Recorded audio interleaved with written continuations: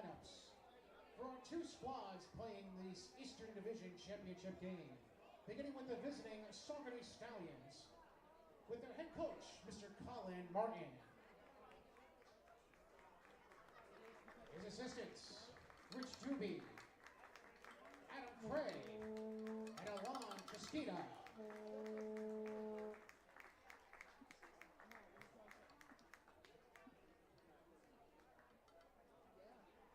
And now introducing the reserves for the Stallions. From Florida Atlantic, number 4, Brian Booley. From St. Thomas Aquinas, number 5, Ryan Parker. From Seton Hall, number 6, Richie Simprick. From Weber, number 12, TJ Lopez. From Minnesota, number 15, Noah DeLuga.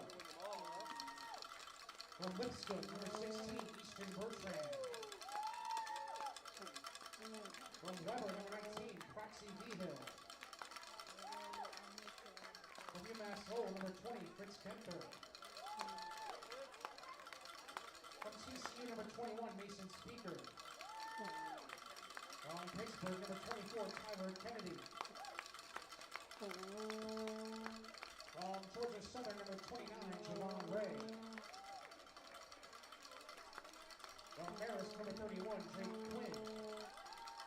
From Tampa, number 38, Alex Canning. From Bucknell, number 44, Bryce Reimer.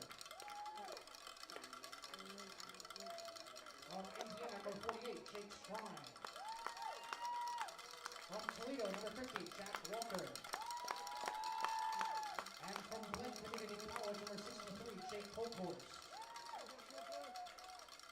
And now introducing the starting lineup for this evening with the Saugerties Stallions. Leading off and playing second base from West Virginia for 45, Max Codier. Batting second and playing shortstop from Indiana, number 11, Evan Goforth. Batting third, the third baseman from UMass Lowell, number 36, Brandon Fish. Batting cleanup, the left fielder from UT Arlington, number 3, Garrison Berkeley. Batting fifth, the first baseman from Virginia Tech, number 27, Garrett Michelle. Batting sixth, the catcher from Georgia Southern, number 17, J.P. Todd. Batting seventh, the designated hitter from Marist, number 33, Nico Emery. Batting eighth, the right fielder, also from Marist, number 8, Colin Mackel. Batting ninth, the center fielder from Santa Fe, number 13, Jelani Rogers. And warming up in the bullpen with starting pitcher J.P. Ty is the starting pitcher for the Stallions this evening from St. Thomas Aquinas, number 18, James Riley.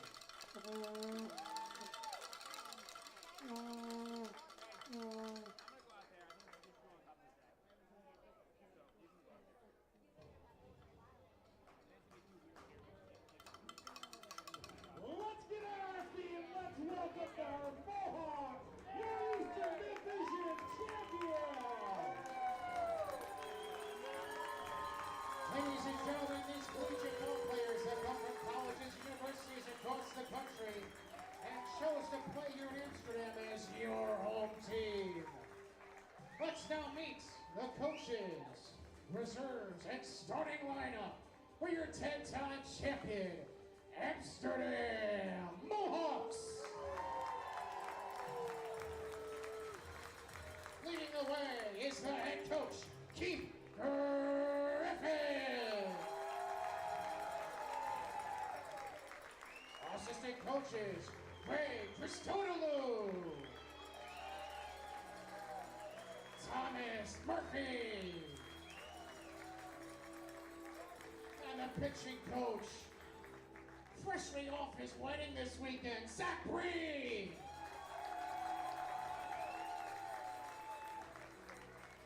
And now the reserves for your Mohawks. From UConn, number 5, Jude Abadessa.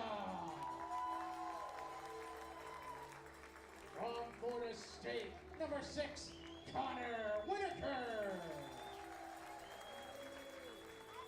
From Mississippi State, number 7, Cole Cheatham. From Florida State, number 10, Connor Moore.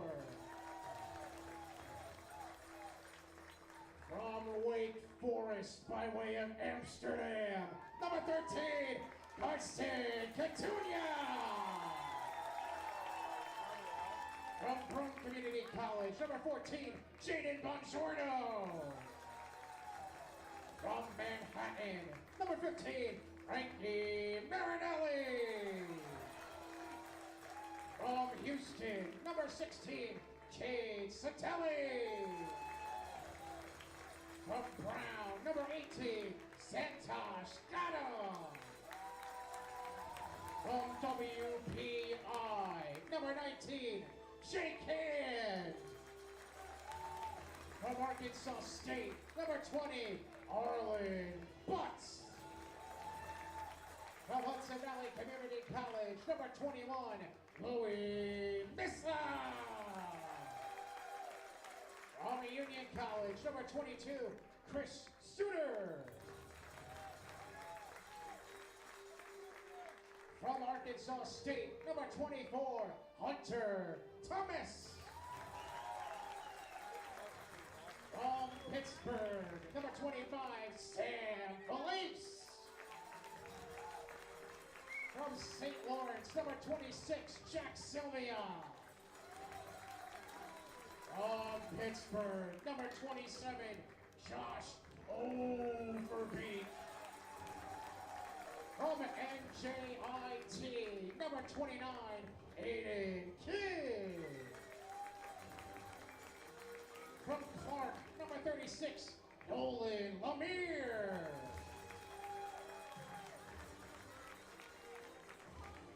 Committed to Davidson by way of Christian Brothers Academy, number 39, Michael O'Shaughnessy. From Cornell, number 42, Vaughn Baker. And of course, how dare I forget, the athletic trainer for the Mohawks, Carla Pasquarelli.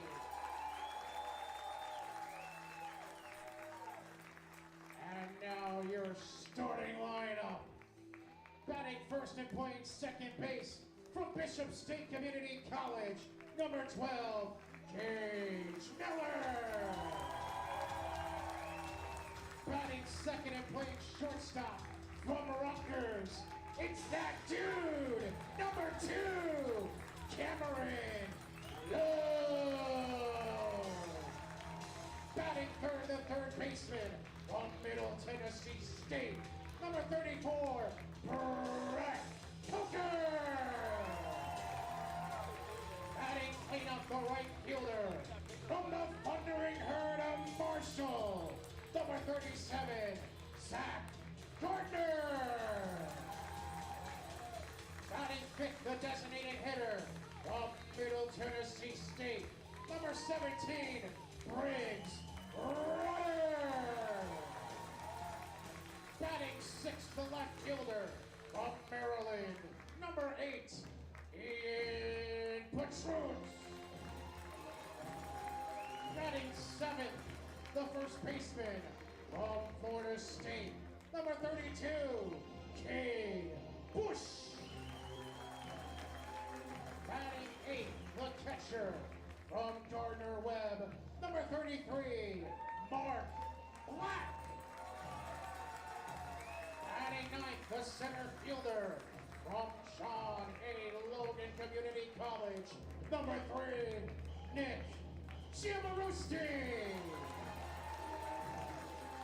And starting on the bump for your Mohawks from South Alabama, number 40, Colin Mackel.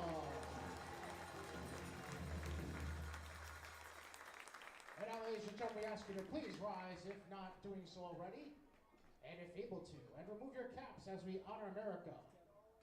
Once again, singing our national anthem this evening is Clarissa Putnam.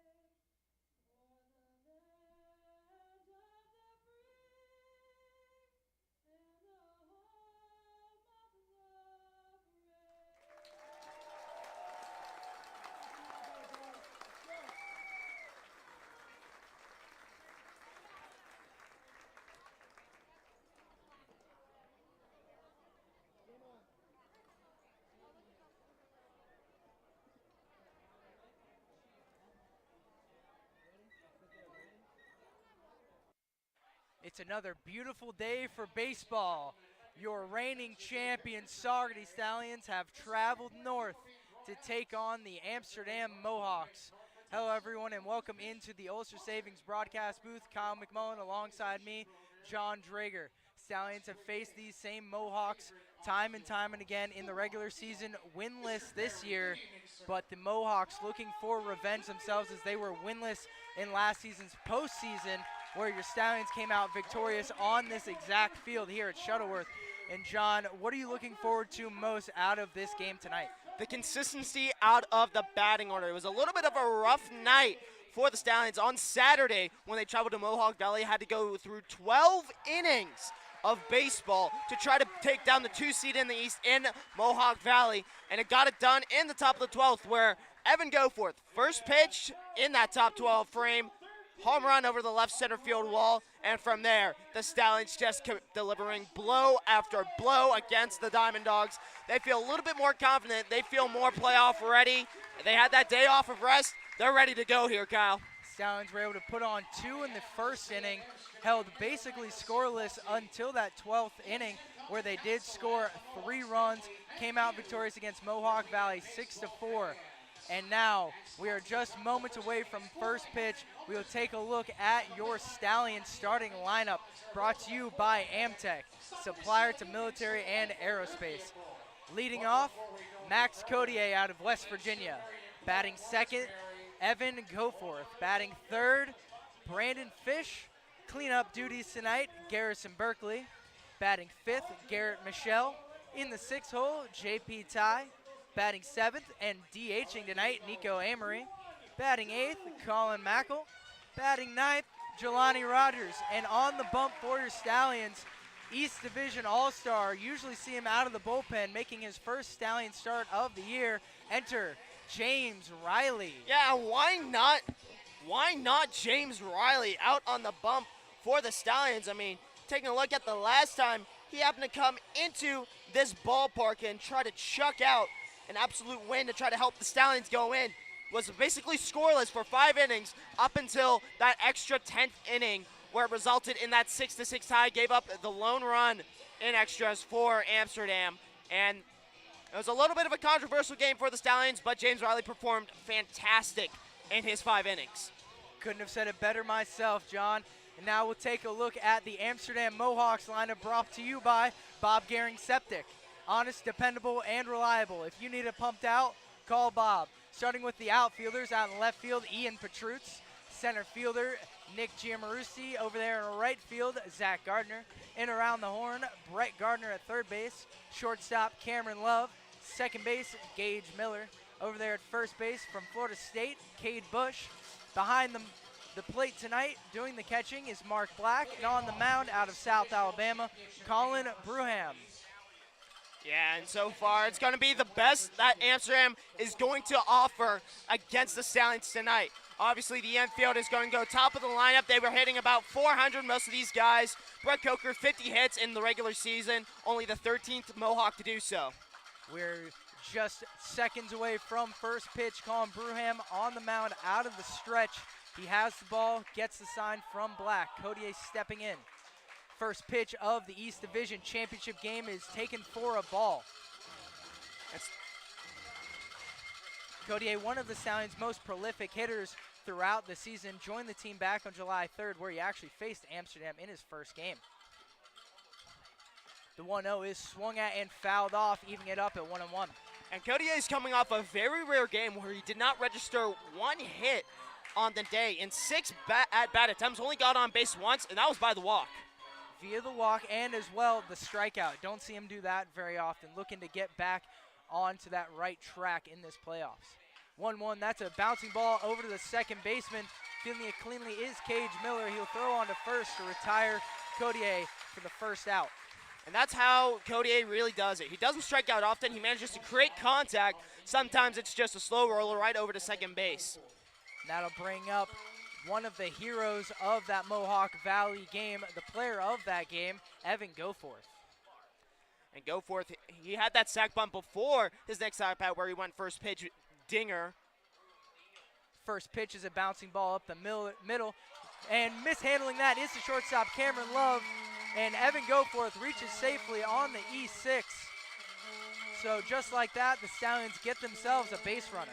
Absolutely, that's a miscue right there. Something that you don't see often with the Amsterdam Mohawks. They're usually pretty clean on the field, but Goforth able to continue to try to rally the troops here. So a man on, one out, and that brings up now Brandon Fish. Fish riding a hit streak going into the postseason at 6 games now. First pitch he sees, that's bounce in the dirt, and that'll skip by Black.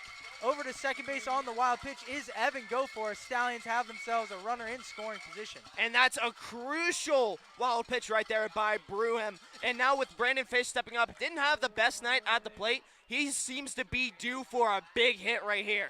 Didn't get a hit until the first pitch of his 12th inning at bat right after Evan Goforth. He reached on base and was able to score in that 3-run 12th inning that catapulted the Stallions over the Diamond Dogs. Bruham gets his sign. The 1-0 misses way outside. 2-0 count for Mr. Brandon Fish. Fish has 18 multi-hit games on the year, 4 of those 3-hit games. During this hit streak, he's 8 for 22 with 2 doubles and 7 RBIs, looking to add to that tally right here. It would be a very crucial double. 2-0. Swung on, and that's a chopping ball over the shortstop. Love fields that one cleanly. He'll fire on to first for the second out. Goforth advances 90 feet. He's over there at third base. And that does seem like a very productive out from Fish. It now puts a runner 90 feet away, and Garrison Berkeley stepping up, who's also had quite a hot bat, especially last night where he registered a clutch single to get the scoring started. The new UT Arlington signee is stepping in for his first plate appearance of the night. First pitch him is a fastball that catches the outer part of the strike zone, 0-1. Berkeley finding his way into that cleanup role the last week or so of the season. A lot of productivity out of the right-hander. 0-1, that bounces in the dirt. Black does a nice job of blocking it, keeping it in front, and keeping Goforth over there at third base, 1-1. It seems like Bruham, he's really trying to rely on that off-speed pitch, so when he comes with a fastball, it's going to be deceptively faster than what it actually is. 6'3", right-handed senior from Kansas City, Missouri. The 1-1 is an off-speed pitch. That misses upstairs, bringing it now to 2-1. And so far, Berkeley's going to stay patient. He doesn't really like to see anything out and around. Something relatively at chest level across the plate, he'll take it for a ride. Runner in third base. He's just 90 feet away of breaking this 0-0 dead knot. The 2-1 from Bruham. That swung on and flared into right field. Going down the line, on it is the entire infield, and it will drop in for a base hit. Berkeley rounding first, and he'll dig into second with an RBI double. Your Stallions tack one on first here. First blood for the reigning champions, 1-0. Talk about a bloop single of the ages right down that right field line for Garrison Berkeley. He plops it in right in the Bermuda Triangle. Goforth on his high horse, rounding third, heading for home with ease. And now trading places with Goforth is Berkeley. Michelle up to do the same. Garrett Michelle, the high school graduate. You heard it from us again. The high school graduate stepping in with 2 away. First pitch he sees, he chops that one into the 4-hole. That gets into right field for a base hit. And they will hold Berkeley at third base. Runners at the corners with 2 away. Garrett Michelle wasting no time getting himself on base here.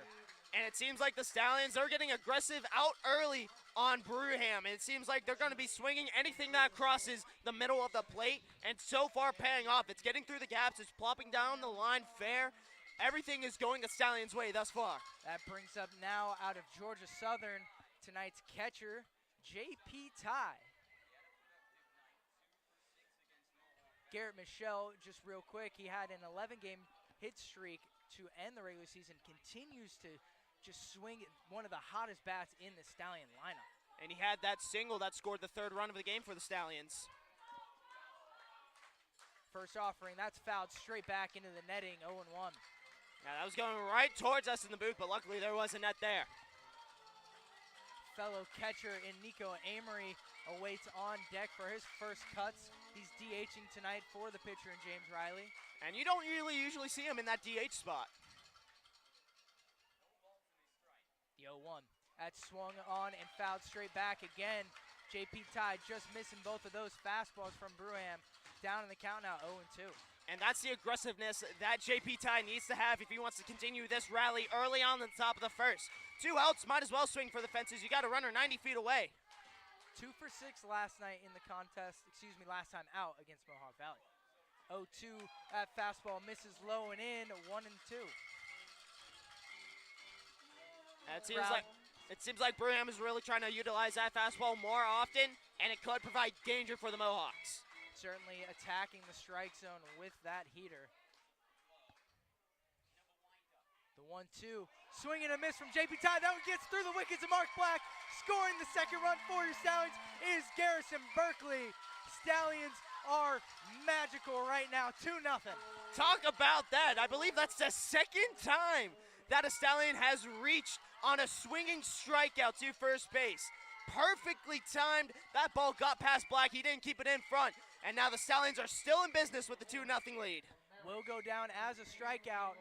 JP does not care in the least bit. It's 2-0 Stallions. And now Nico Amory will step in for his first chance at the dish with Michelle in scoring position on second base.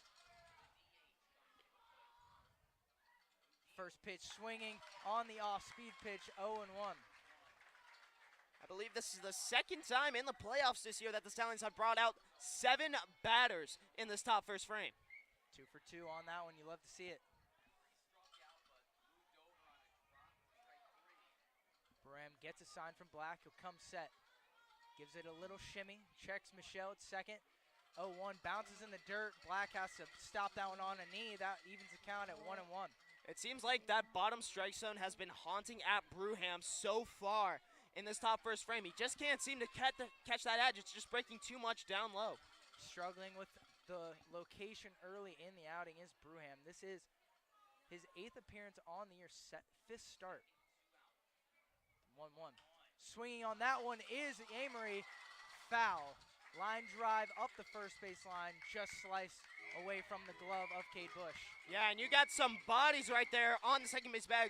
Michelle, a little bit of some deceptive speed right there. He's a lot faster than he looks. Same goes with JP Ty. So if that ball just kind of strolled through all the way, Ty probably should be held up at third, but Michelle's scoring with ease. With the way that there's sort of a nook in that right field line near the bullpen for Amsterdam, would have been a lot of trouble to field it.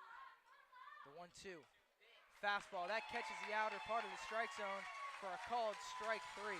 Now before your Stallions break the tie and score first. 2-0 for the reigning champions. 2 hits, 2 runners left on. We move to the home half of the first inning. Don't go anywhere. More action from the Ulster Savings broadcast booth.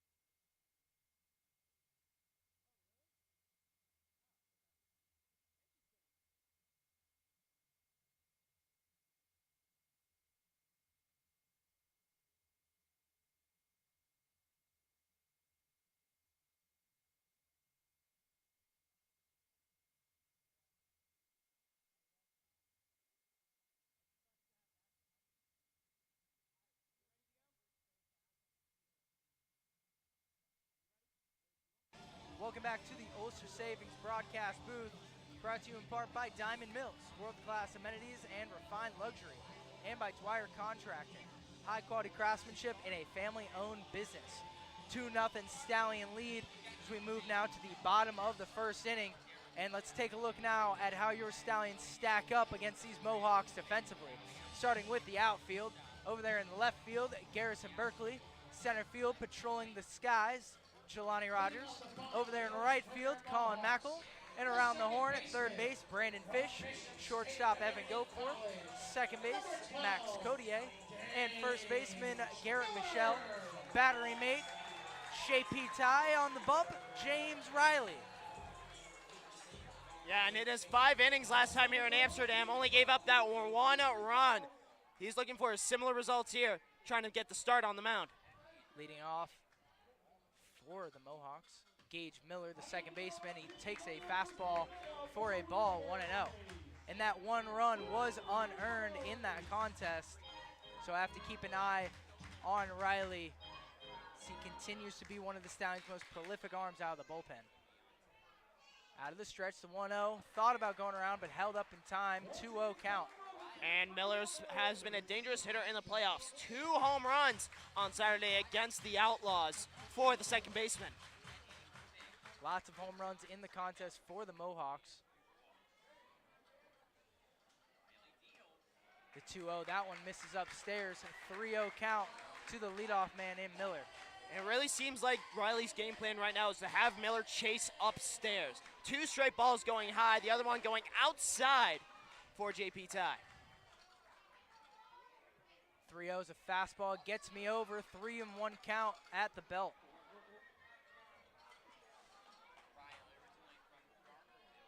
It's a 90-mile-an-hour fastball from Riley.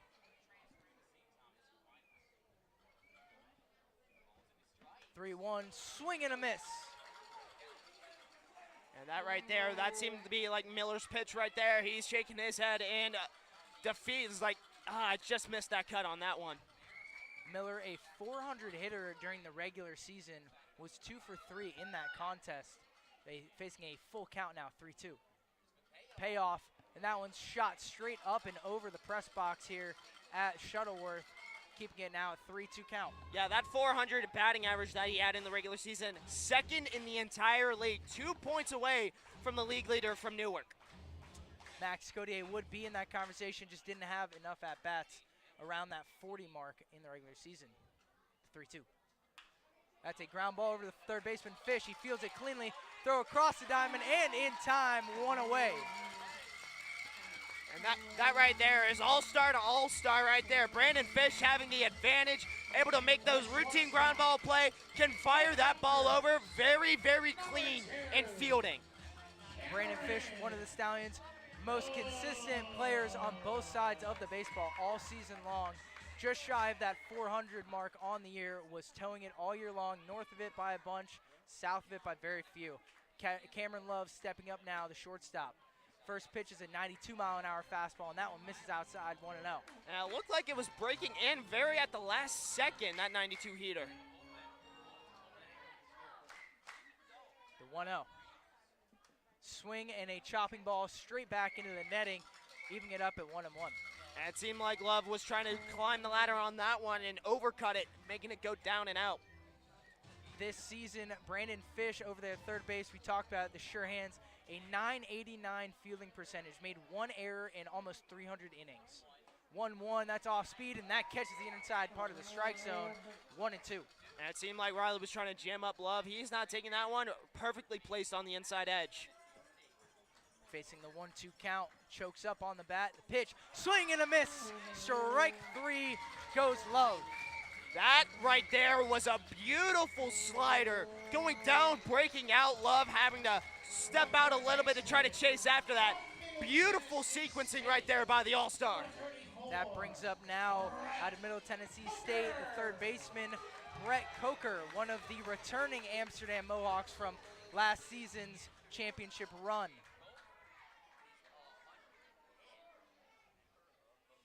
First off to him, he swings at that one and shoots that one up the right field line, foul. Foul balls here tonight, courtesy of Capstone Center for Rehab and Nursing. If you don't want to keep the ball, just turn in the concession stand for a free snow cone.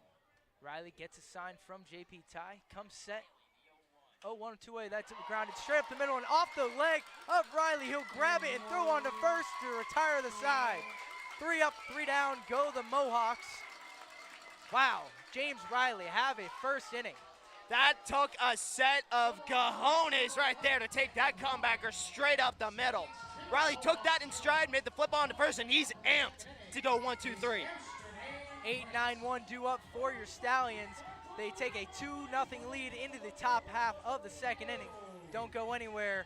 A lot more to come from the Ulster Savings broadcast booth.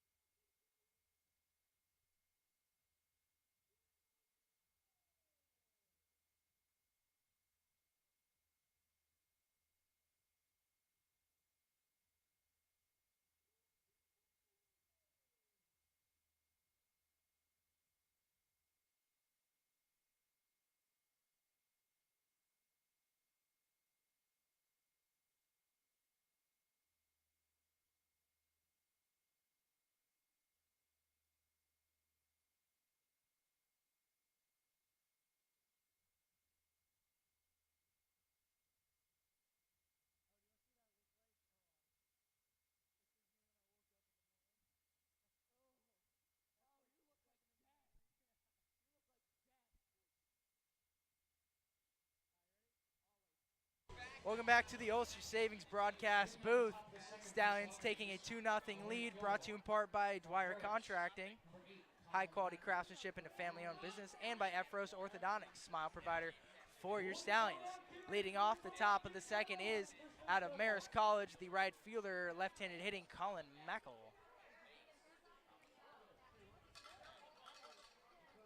Mackel, he had a rough night at the plate, got the hat trick in strikeouts in his last 3 at-bats. Colin to Colin right here, 1-0 count as Broom misses the first offering. And to make it even more inception-like, Colin Martin in the dugout for the Stallions. Lots of Colin action going on here tonight. We're calling a game. Aha. The 1-0 from Broom is a swing and a miss from Mackel, now evening it up at 1-1. Before that Mohawk Valley contest, in 3 games, Mackel had 4 hits in 8 at-bats. 5 runs as well. Off-speed pitch right there, catches the lower part of the strike zone, 1-2. And Mackel, he's kind of waiting for his selection right there. Doesn't like to go low, hasn't like to go right about mid-level down the pipe to send one out. And we've seen the pop off his bat all season. Both pitchers going out of the stretch here, the 1-2. Swing and a miss as that one bounces in the dirt. Mackel goes down on strikes for a first out at the top of the second inning. And this is a different look for the Stallions thus far. Now 3 strikeouts for the Mohawks, one of them reaching base compared to the 17 that the team had last night. That'll bring up the center fielder out of Santa Fe College, 9-hole hitter tonight, Jelani Rogers.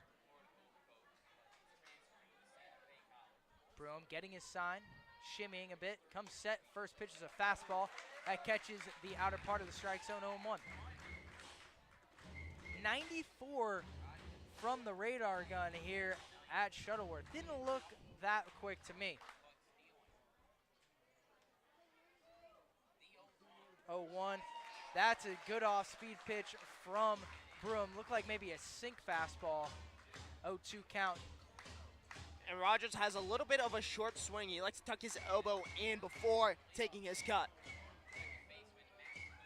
Looking to shorten that swing up here, the 0-2 from Broom. That's a chopping ball up the third baseline. Coker has to do or die, and he will not make the play. That we'll have to wait on the ruling, but with Jelani's speed, it sounds like it'll be ruled an infield single. Regardless of it, the Stallions have themselves a leadoff man on base to bring up the top of the order in the left-handed hitting Mountaineer, Max Codier. And right there, Codier, he seems to be a little bit more due for an opportunity. Officially ruled an E5. Coker playing even with that third base bag. Middle infield playing double play depth. First offering to Codier. That's a breaking ball, and that misses outside 1-0. And it really seemed like Black was trying to frame that one well on the outside edge, try to move his glove in time. The umpire was not having it. And with the speed from Rogers on first base, a first pitch off speed is not a bad idea, as you imagine Rogers won't go on the first pitch. 1-0. Swing and a miss from Codier, way low in the strike zone. And Codier, he had a little bit of a easy time with striking out. Only had a 4 entering into the playoff game. Got 1 more against the Diamond Dogs. 9 stolen bases to his credit as well, so a lot of speed from the middle infielder. Throwing over to first is Broom. Rogers will dive back in easily. And Rogers had a tough time running the bases last night. Got picked off on a putout from the outfield, trying to stretch it into a triple, and got out on a questionable caught stealing call. Very questionable on that one indeed. The 1-1. Fastball, that catches the inside part of the strike zone. 1-2 count to Codier. You said it, Jelani tried to stretch a double into a triple, just barely got nabbed by the left fielder, trying to make something happen for his team late in the game, got the 3rd out of that inning as well. 1 for 5 in that contest. The 1-2. It misses way outside, evening it up at 2-2. And it seems like Bruham is kind of threatened by Rogers. We've seen his blazing speed been put to use all summer long. And having that one on the outside could have opened up a lane for that opportunity to try to catch him out on second base path. Rogers, a very toolsy baseball player, as they say. 2-2, swing and miss, and that bounces way far away from Black. Jelani will be able to move up 90 feet, but Codier will go down on strikes as first base was occupied for the 2nd out of the inning. That brings up, with a runner in scoring position, Evan Goforth. Yeah, but right there, it does put a runner in scoring position for Evan Goforth, who has registered 2 hits in his last 2 at-bats. So having one of the more hotter bats in the playoffs so far for Saugerties. Did come around to score for the first run of the game. Goforth looking to drive in a run this time around in Rogers. The crowd is getting into it here at Shuttleworth. First offering, swing, and that ball is flown into left field. That will get caught by the diving left fielder in Petrutz. A great play to save a run. Man, that was a very close call. Well hit ball by Goforth. It just couldn't drop a little bit sooner, and Amsterdam catches a break after that error by Coker. So a runner left on the error. Nothing doing. A great play to end the inning for the Stallions. 2-0 scores. We move now to the bottom of the 2nd inning. 4, 5, 6 due up for the Mohawks. Don't go anywhere. You're not going to want to miss a single second of this East Division Championship game from the Ulster Savings broadcast booth.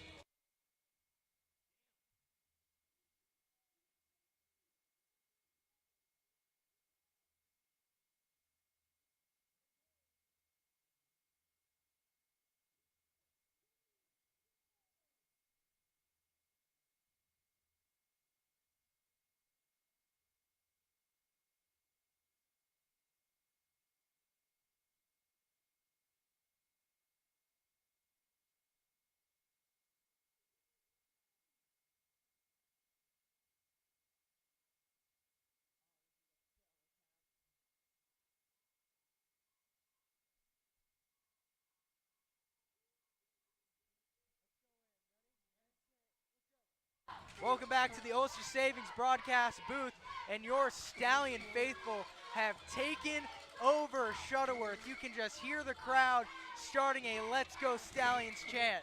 Oh, absolutely. Kevin Inchy, our owner, has managed to pack a few buses driving all the way out here into Amsterdam, New York, and trying to take over where the Stallions got their very first ring.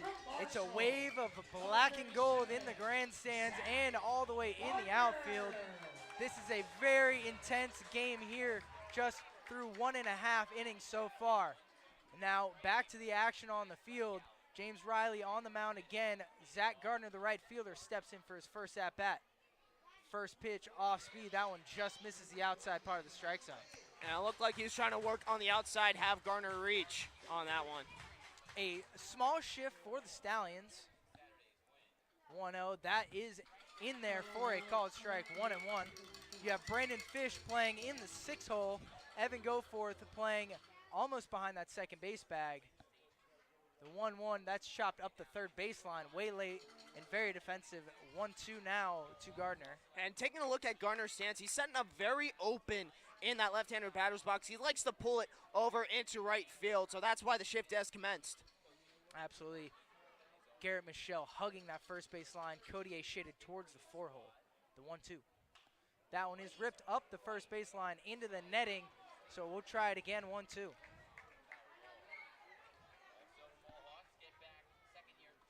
Briggs Rudder, the DH, he awaits on deck.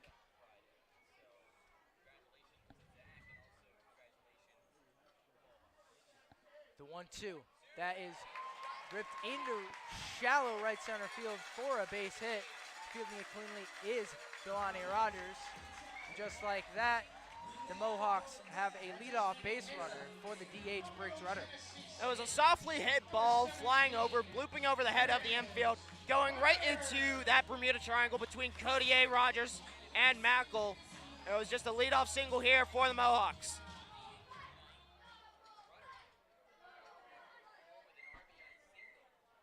Rudder ended the season a .318 hitter and 44 at-bats. First offering, that's a good off-speed pitch from Riley. Gets a swing and a miss out of Rudder, 0-1. It looked like it sunk just at the end, was going straight and then dipped immediately down. Well-placed pitch right there by Riley. 84 miles an hour on that one. The 0-1. Fastball, swing and a miss. Down the count is Rudder, 0-2. Well done. After going for an 84-mile-per-hour breaking pitch, you decide to go back to that fastball, 90 miles per hour clocked in.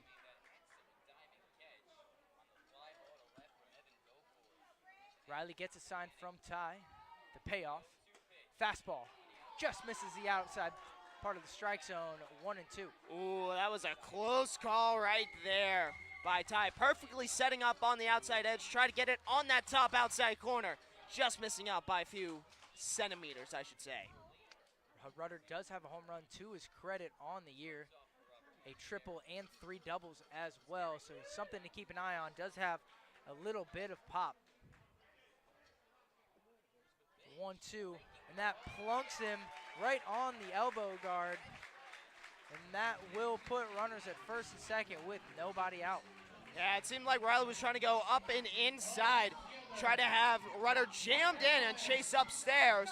But now, with 2 runners on and Ian Petrutz stepping up, and the Stallions know him pretty well. Have hit a few home runs against him, especially over that right field wall, which is about 280 down the line. The left fielder, Ian Petrutz, his first at-bat of the evening, just made a nice play out in that left field line to preserve a run for the Stallions. So 2-0 lead still. Runners at first and second with nobody out, bottom of the second inning. First offering, off speed, that catches the lower and outside part of the strike zone, 0-1. And it really seems like Riley, he's trying to have these batters chase out. I believe that's the second straight Mohawk batter that in this inning that he's faced, that he's trying to work on the outside edge. Trying to take command of the lower part of the strike zone is Riley. Take a look back at Gardner, the 0-1. And that one just misses plunking Petrutz, but it'll get all the way to the backstop. Runners now in scoring position at second and third. Nobody out, a 1-1 count. I think that was a little bit of miscommunication right there between Riley and Ty. They're going to have a quick mound meeting to try to discuss things and make sure to clarify the signs, maybe try to get a better pitch rate. It seemed like it was going to go on the low inside edge on Petrutz, but just missing a little bit wide inside the body. Cowbells are ringing here at Shuttleworth. Your Stallion faithful starting to make some noise, trying to boost the morale of Riley, help him get out of this one. Stallion infield defensive shift again, very similar to what we saw against Gardner. Just a few steps shaded more towards that right field line. The 1-1. That's a chop ball over to the shortstop. Goforth has to make a backhanded grab and throwing across his body for the first out. Great play, but the Mohawks are able to score a run on the fielder's choice. Yeah, and the Stallions right there, they just wanted to trade a run for an out. They have that wiggle room now. It's slowly closing in. A runner 90 feet away. But now, Cade Bush stepping up, and early on, he had a lot of success at the bat against the Stallions, registering single after single, but that slowly started to cool off against Saugerties. Cade Bush, the first baseman and 7-hitter out of Florida State. It brings the infield in for the Stallions with 1 out. First offering is a chopping ball up the third baseline.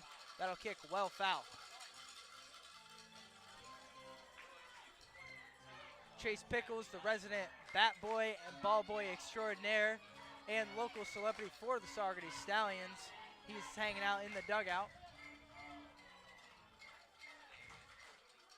The 0-1. That one is popped up and out of play down the first baseline. Bush finding himself in an 0-2 hole.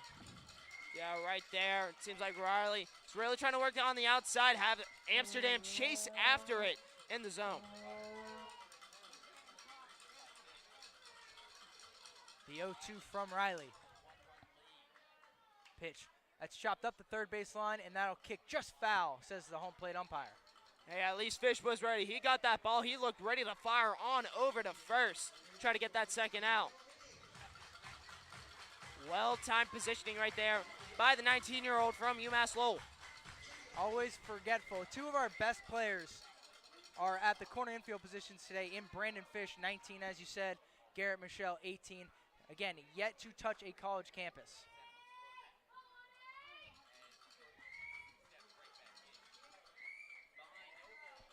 Riley gets something he likes.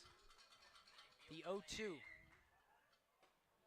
And that just misses the upper part of the strike zone, 1-2. It looked like that was going to be that same pitch that was going to go to Briggs Rudder, but went well inside and plunked him on the shoulder. It is insane to me, John, just how many Saugerties hats I am seeing in this crowd tonight. The 1-2. That one just misses the inside part of the strike zone, leaving it up at 2 apiece. And it looks like he was going to rely on that curveball just going out and breaking back in. 2-2 count, 1 away.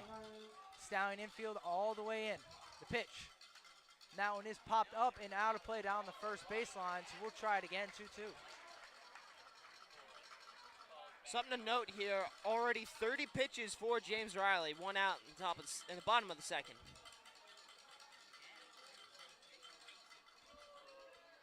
Riley comes set, the payoff. Swing and a miss, down goes Bush for the second out of the inning. Talk about that, have him climb the ladder, and he chopped at it like a sword. 2 away and a huge strikeout right here for Riley. 2 away in the inning, runner still on third base. 1 run across in the inning, and that brings up the catcher in Mark Black.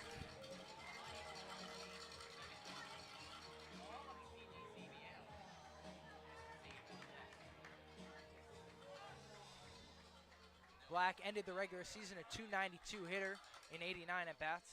First pitch he sees, fastball inside, strike 1. Yeah, well placement right there, and for Black, this is his first appearance in the playoffs this season. Had the night off in their first round game against Oneonta on Saturday night. It was a home contest for the Mohawks. 0-1. That finds the strike zone again, 0-2. Black slamming his bat in the turf out of frustration. Oh, he knew it right there. As soon as it came across that plate, he knew it was his pitch, and he kept the bat on his shoulder. Stallion infield in their regularly assigned positions all the way back. 0-2 from Riley. And that's popped up the first baseline. Giving chase is Michelle. He'll chase it and it'll kick foul. You love to see the hustle from Michelle. He's looking up, making sure he doesn't care what's in front of him. He's going to hustle his hardest. We've seen him run into the fence a few times. We've seen him run into the little tarp over down the first base foul territory line. He's a hustler, and he will work. The Hokies getting themselves a hard-nosed baseball player. The left-handed hitting, right-handed throwing incoming freshman. The 0-2 to Black. That's ripped up the third baseline. It'll kick foul. Almost taking out Rudder on third base. I'm not sure whether that would have been ruled fair or not, considering it hit Rudder. Maybe possibly foul because he's in foul territory right now. If he's in foul territory and it hits him, it's ruled a foul ball. But that's why they lead off in foul territory. The 0-2 to Black. And that's a cracked swing and another foul ball, as Black is going to have to get himself a new piece of lumber. Another victim to Riley's speed on the inside part of the strike zone. And right now, Riley is kind of settling down. He has a little bit of time to think over. JP Ty and the All-Star are going to be like a little bit of a mental connection. Just got to be like, all right, he's been trying to hit it inside. He's been hitting it outside. Maybe something like a slider down low, have him chase after that one will get us back to the backs. So out goes the gamer bat. In comes the batting cage bat. That one has definitely seen some wear and tear. Black down 0-2. He'll choke up and try and put something in play. Rudder on third. One run already across in this half. 0-2 off-speed pitch. He got him. Down on strikes goes Black. James Riley works out of it. Oh my goodness, talk about a cutter right there. James Riley, have yourself a 2-inning performance right now. 2-1 lead. Your Stallions go into the dugout in the top of the third inning. 3-4-5 due up for the reigning champions. Don't go anywhere. A lot going on here at Shuttleworth.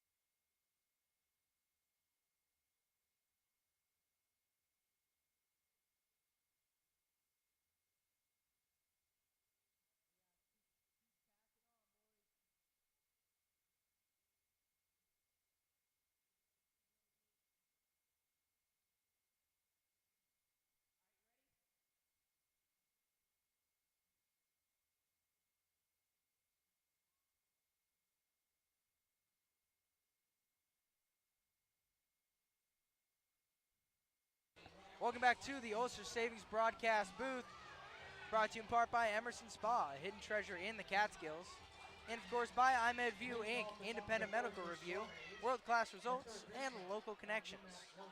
3-4-5 due up for your Stallions, starting off with the third baseman Brandon Fish, making his second appearance of the evening. And they're looking for world-class results here from the All-Star third baseman, Brandon Fish.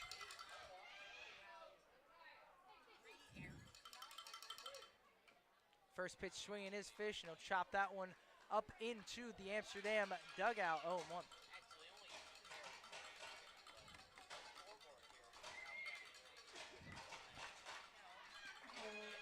Fish on a 6-game hit streak. 0-1. That one finds the outer part of the strike zone. Now down in the count is Fish, 0-2. I'm not sure about that one. That looked like that just missed on the outside. The 0-2.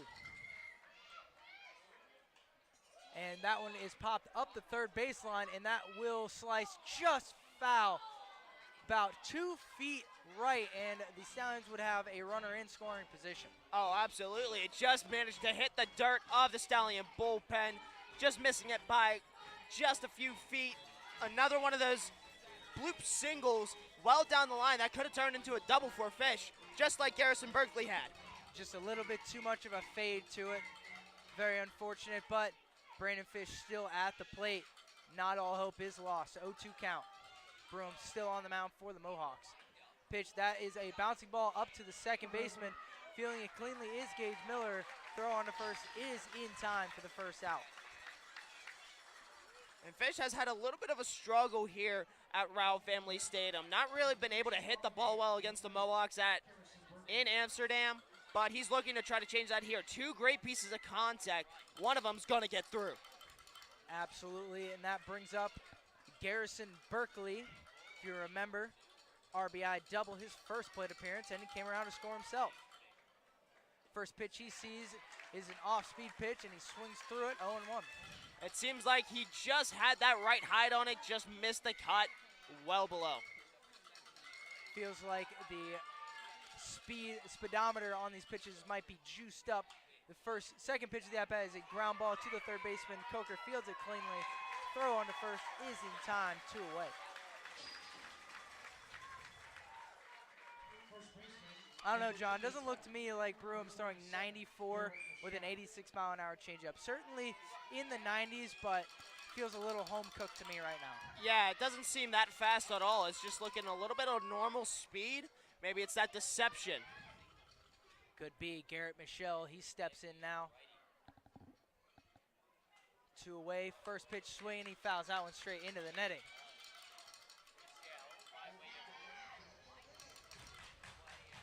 It seems like Michelle, he's waiting for that perfect pitch to send over that right field wall and take it back to the Amsterdam Mohawks.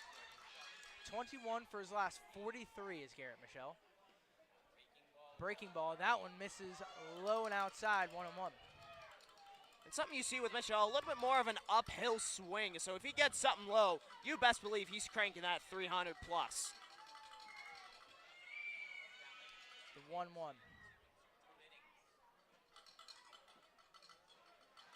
That one misses low, ball 2, the off-speed pitch not finding the strike zone.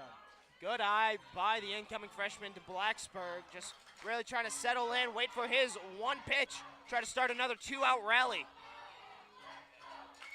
1 for 1 on the night is Michelle, faces a 2-1 count pitch. That one bounces in the dirt, spiking the fastball is Broom, 3-1 to the dangerous Garrett Michelle.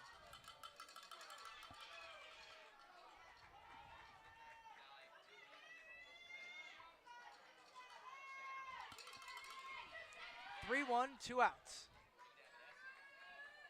Pitch. That one, whoo, don't know. Found some part of the strike zone that I've never seen before, John. 3-2. Apparently it's extended all the way into the white chalk on the inside batter's box.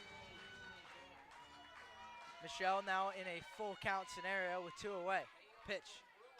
That is popped way up and out of play down that left field line, so we'll try it again. Yeah, it looks like that ball is definitely gone. Not over the left field wall, but definitely into the woods. 280 down both the left and right field lines here in Shuttleworth, so not much that's needed to get it over the walls. You just got to get it high enough. The 3-2 from Broom. That one, questionable call for strike 3. Stallions go down in order in the top of the third frame. Ground out, strike out looking. We move now to the home half of the third inning. Your score, reigning champions 2, Mohawks 1. Don't go anywhere. More coming from the Ulster Savings broadcast booth.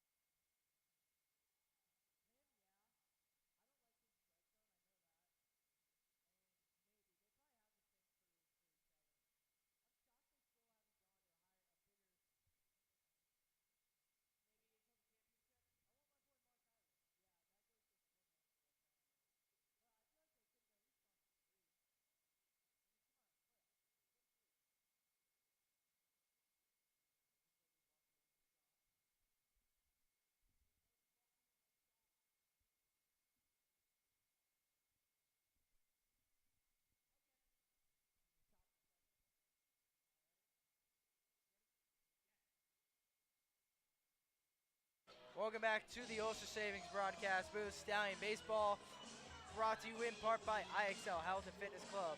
They've kept the Stallions fit and ready to go all season long. And of course by Main Street Restaurant, keeping your Stallions fed all season long. They are voted the best Mexican restaurant in the Hudson Valley. We are now through 2.5 innings here at Shuttleworth. 9-1-2 due up for the Mohawks. That's Nick Giammarusi stepping in, the center fielder for his first at-bat of the evening. Score update from the Utica ball game. They're in the top of the second inning. 0-0 is the score. The only hit in the inning, in the game, is from Utica, as Utica against Batavia. We'll keep you updated on that contest, the West Championship game, all night long. James Riley out on the mound, showing bunt is Giammarusi. He lays it down, fielding cleanly is Mr. Brandon Fish, and he will throw on to first for the first out of the inning. Nicely done. Talk about the intuition by the third baseman, hustling up, taking that ball himself. A good bunt laid there by Giammarusi, but Fish on his high horse, making the quick throw transfer, and that's why he's an all-star, folks. Great bunt, even better defensive play from Mr. Fish. That brings up now the top of the order in Gage Miller.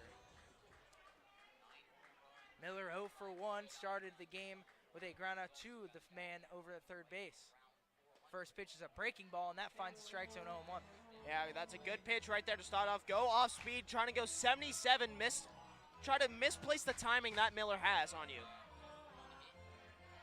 Riley out of the stretch, the 0-1. Fastball, chin music, evening it up at 1-1. Ooh, that was a little bit close of comfort. I think Riley really likes that up and inside edge, trying to punch him out for strike 2. Winner of this game will take on the winner of the Batavia-Utica game. The 1-1 pitch, that is popped way up into the air, shallow left field. Under it is the shortstop, Evan Goforth. He will make the play. Can of corn for the second out. Absolutely, Goforth with a little bit of fighting the sun that's slowly setting here in the Catskills of Amsterdam. Just really trying to get under that one, making the grab and atoning for the mistake that Rogers had back in the bottom of the first, where he was fighting against the sun, trying to catch a routine fly. Cameron Love, the shortstop, he stands in now with 2 away. First offering, he swings at that one. That's ripped into the gap of right center field for a base hit. Jelani Rogers will cut that one off, and the Mohawks get themselves a 2-out base runner. 2 outs now, and that brings up the third baseman, Brett Coker.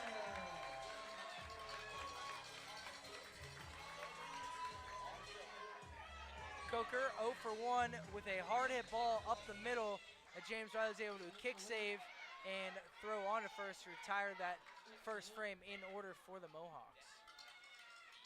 Throwing over is Riley. Diving back in there safely is Love. Only the second hit for the Mohawks tonight. Both of them being singles. The other one, Zach Gardner to lead off the second.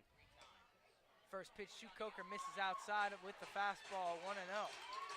2 hits apiece for these teams. 3 errors for the Mohawks. Something to keep an eye on. It's actually 2. The scoreboard's wrong, Kyle. 2. I am wrong now, too. 2-0 count. I hate when I trust people, you know, John? It just fails you every time. Yeah, always got to rely on point streak. You always got to check on point streak. on Got that to one. rely on my own book sometimes. 2-0 count to Middle Tennessee goer in Coker. Pitch. And that's ripped into center field for another base hit. Holding up at second is Cameron Love. 2 outs. The Mohawks, they've got something going. Yeah, it seems like just right up the middle, because you see the middle infield, they weren't really playing the double play ball. They were just kind of sitting back in their normal positions. The middle was wide open. Coker just hit one right in between Goforth and Riley. Now that brings up the dangerous Zach Gardner. Already 1 for 1 with a run scored tonight. Out of Marshall, the right fielder, ended the season a .343 hitter, so something to keep an eye on. Defensive shift is on for the Stallions with 2 away.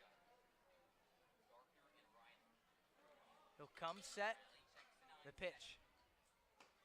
Fastball, that one misses outside, 1-0.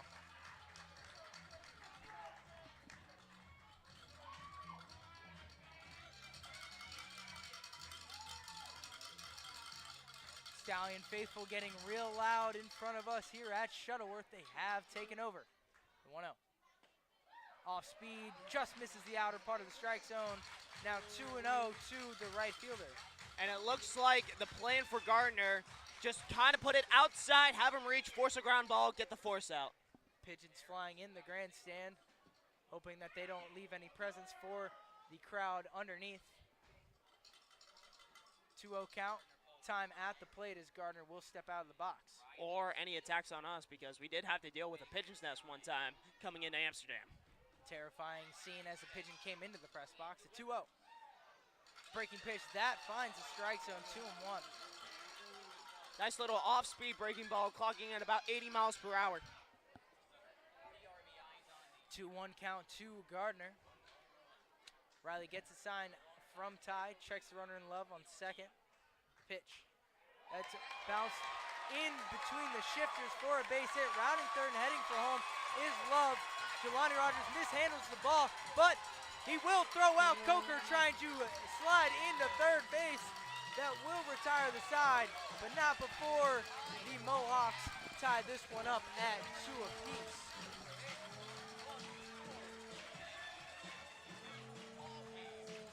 Two-2 score. Stallions heading to the plate now in the top of the 4th inning. 6-7-8 due up for your Stallions and JP Ty to lead things off. Don't go anywhere. So much more to come from the Ulster Savings broadcast booth.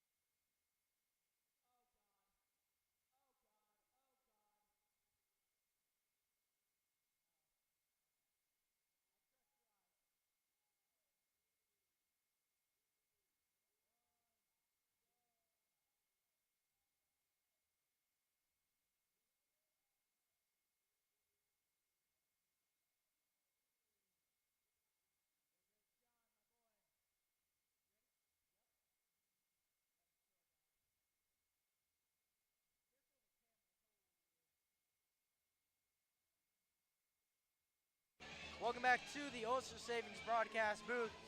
Brought to you, of course, in part by Jolly Cow in Lake Katrine, because everybody loves some ice cream. And by Senator Michelle Hinchy. She represents you and your best interests. 6-7-8 due up for your Stallions. JP Ty to lead things off.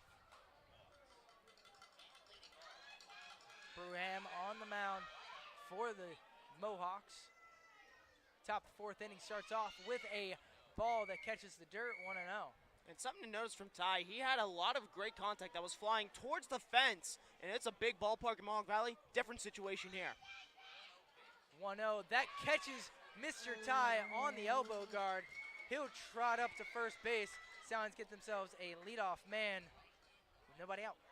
Talk about a steel shoulder from JP Ty. I think that ball bounced off him, maybe heard a little bit of a tink coming from that, but right there, a runner on first for the Stallions, no one out.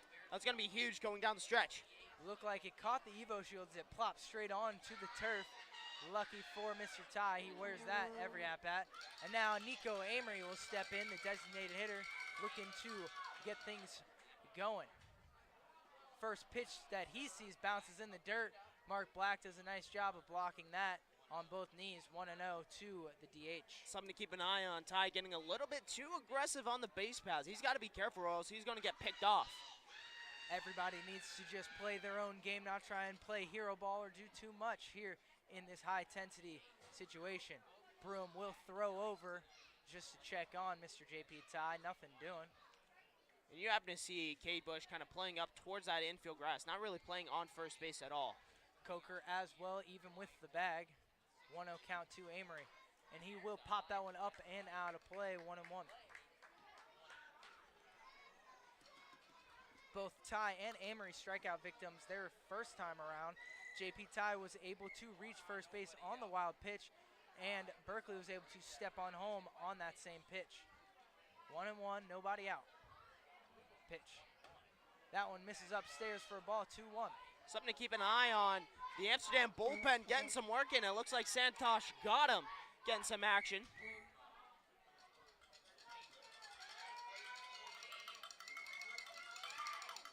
The 2-1 from Broom. Kicks and deals. Fastball, that finds the lower part of the strike zone, evening it up at 2-2. And it looked like Amory, he was questioning on that one, looking to have a conversation with the home plate umpire, discussing if that was a little bit too low and outside for his liking. Looking to shorten it up and put something in play here is Amory. Ty leads off first, the pitch. That one bounces in the dirt. Black having to block that one again. 3-2 count to the DH.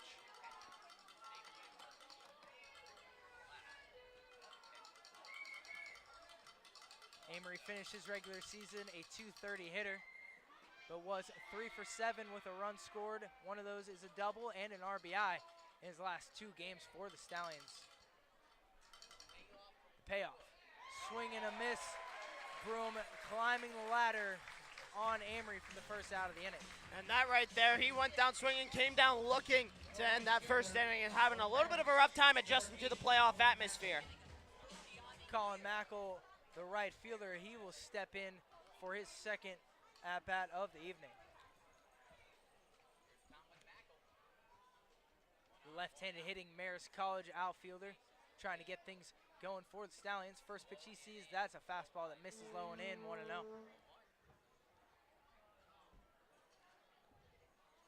Mackel, a strikeout victim to lead things off in the second inning. Trying to put bat on ball here. JP Ty still on first, got on with the hit by pitch to lead off the inning. Pitch, that's popped up and out of play down the left field line, evening it up at 1-1. It was a great cut by Mackel, just a little bit too far outside, maybe even a little bit of a late cut right there. But regardless, it popped off the bat very well, so hoping if he gets his pitch right down the pipe, he can send one out. A lot of power out of the left-handed hitter. Kicks and fires, that one is chopped up the first baseline, foul.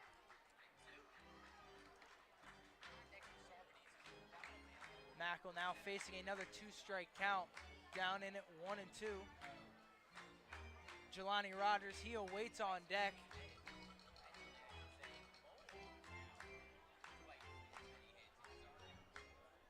Infield playing in the double play shift for the Mohawks. One away in the inning on the Amory strikeout. The pitch from Broom. That's a breaking ball, and that's ripped into right field for a base hit. Ty will stay at second base. Colin Mackel, a good 2-strike hit for the Stallions, and they got something going with Jelani Rogers stepping up.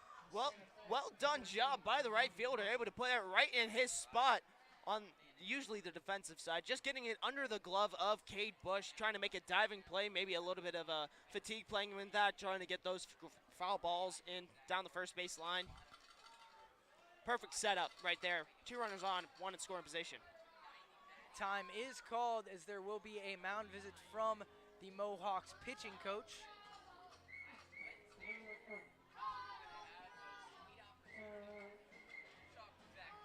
Heading back into the Ulster Savings booth for this mini break. So far this game has shown exactly what you expected. So much energy from the fans. Stallion faithful came out in droves, of course. But of course the Mohawk family here has definitely played their part in the atmosphere, and it feels like a real Division I super regional right now, John. Oh, absolutely. You can feel the tension between the two teams. You got cowbells and clappers all the way from the Saugerties fans right in front of us here in the Traveling Ulster Savings broadcast booth, and then obviously the Mohawk faithful around trying to drown out the Stallions. It's not really going well. Not going at all as planned, and we are now back onto the field. Meeting adjourned. Talking heads have completed their conversation. Broom still on the mound. Action continues in the bullpen. Still appears to be the right-hander in. Got him. Jelani Rogers looking to get things going. 1 out. First pitch swing, he rips that into left field for a base hit.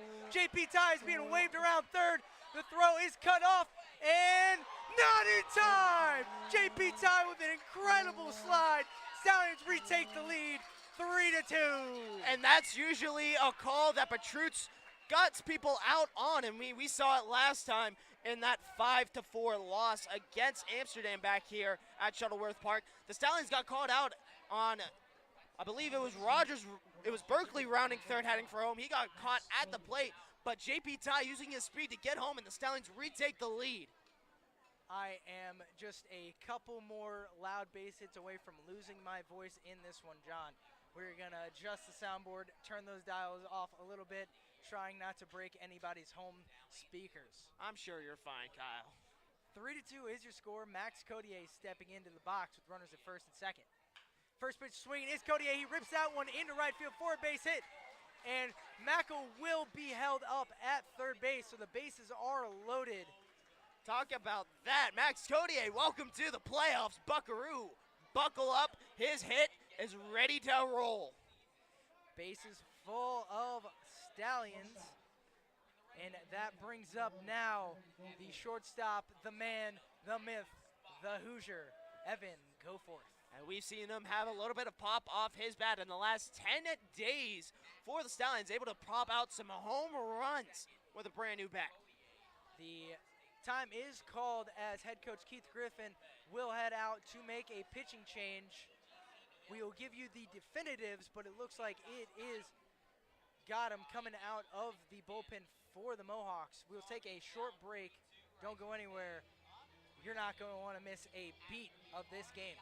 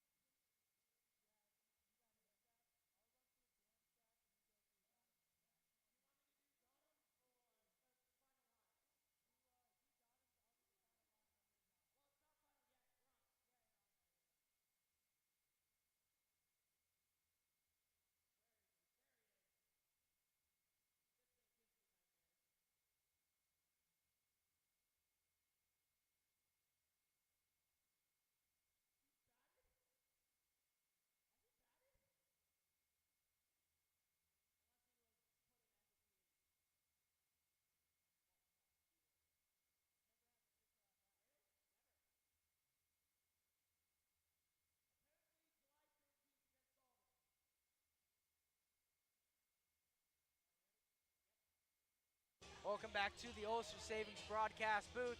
The bases are full of Stallions. They lead this one 3-2. Exit Colin Bruham. Enter the 6'1" sophomore out of Brown, Santosh Gotham. And he's been a heavy reliance from the bullpen of Amsterdam. 2-0 record with an 0.94 ERA. 37 strikeouts, 8 walks in 28 2/3 innings pitched. Has coming in with a 1 out and the bases loaded. Only has given up one unearned run against the Stallions this season. Broom's night is over after 3 1/3 innings, 5 hits, 3 runs, 1 earned so far. And Gotham inherits the bases loaded. All 3 will be courtesy of Broom, so we'll keep you updated as this inning moves along. Evan Goforth, the right-handed shortstop out of Indiana, taking his first cuts against Gotham. First pitch swinging is Goforth. He pops that one straight back, 0-1. Might as well start off aggressive against an arm that you've seen a lot all year long and have not really had much success on. Get aggressive, get out in front, get him rattled. Get him rattled indeed. Hard to do. Easier said than done with a guy like Gotham on the mound. The 0-1 to Goforth.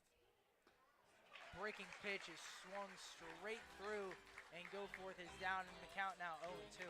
Might as well get a good read. Get aggressive, at least put a ball in play force the Mohawks to try to play at home. The corner infielders are playing up on the grass. The middle is trying to play double play ball here at Shuttleworth. 0-2 to Goforth. Pitch, swing and a miss on the off-speed pitch. 2 away in the inning.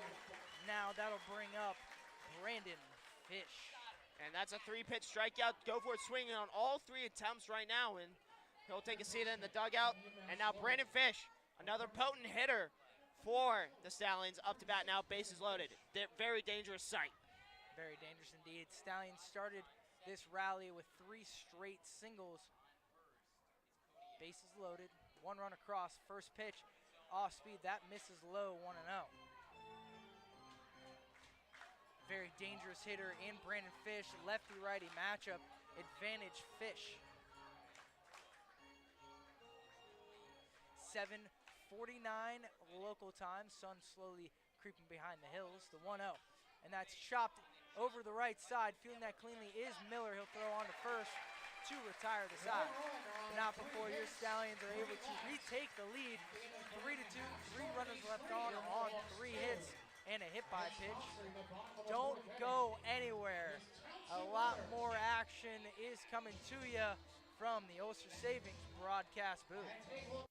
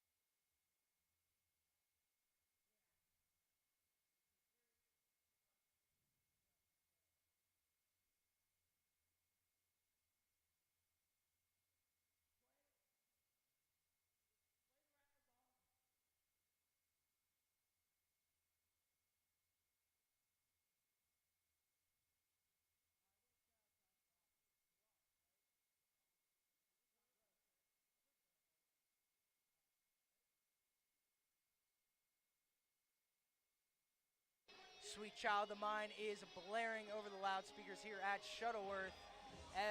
Evan Goforth at shortstop, Max Codier at second base. Sweet Child of Mine, this is a beautiful day for some baseball. James Riley out on the mound for your Stallions for his 4th inning of pitching. And now that brings up Briggs Rudder. Yeah, he got on base last time via a hit by pitch. Looking for a different result here. Riley trying to shut him down early. First pitch to Rudder, that's a fastball, and that misses outside, 1-0.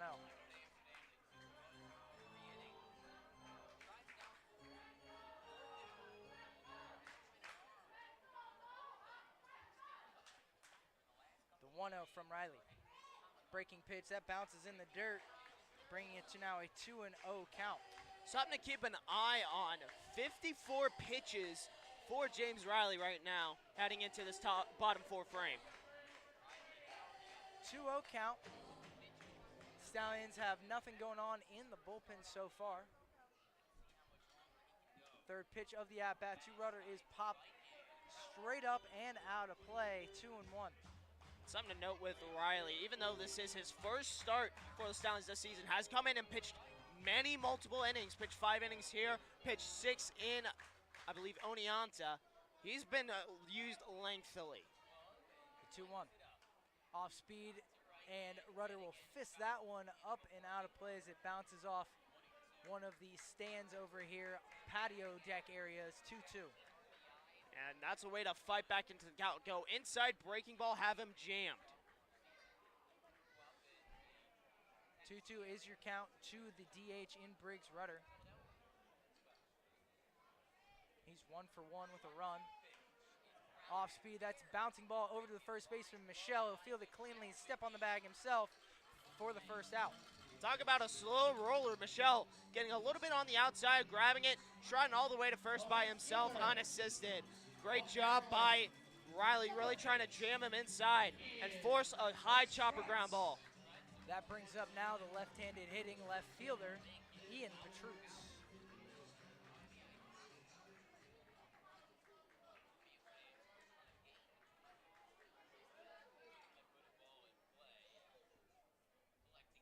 First pitch from Riley to Petrutz. That's fastball, and that misses upstairs, 1-0. Petrutz 0 for 1 on the night with a ground out to the shortstop in Goforth back in the second inning. Did score a run on that ground out. 1-0. That one misses outside, 2-0. It seems like Riley, he's really trying to work upstairs against Petrutz, really trying to have him chase upstairs and force a fly out. 3 home runs to his name on the season. Something to keep an eye on. 2-0. That one almost catches the shin of Petrutz, and he will jump out of the way for ball 3. It seems like upstairs and inside might be his cold zones for Petrutz.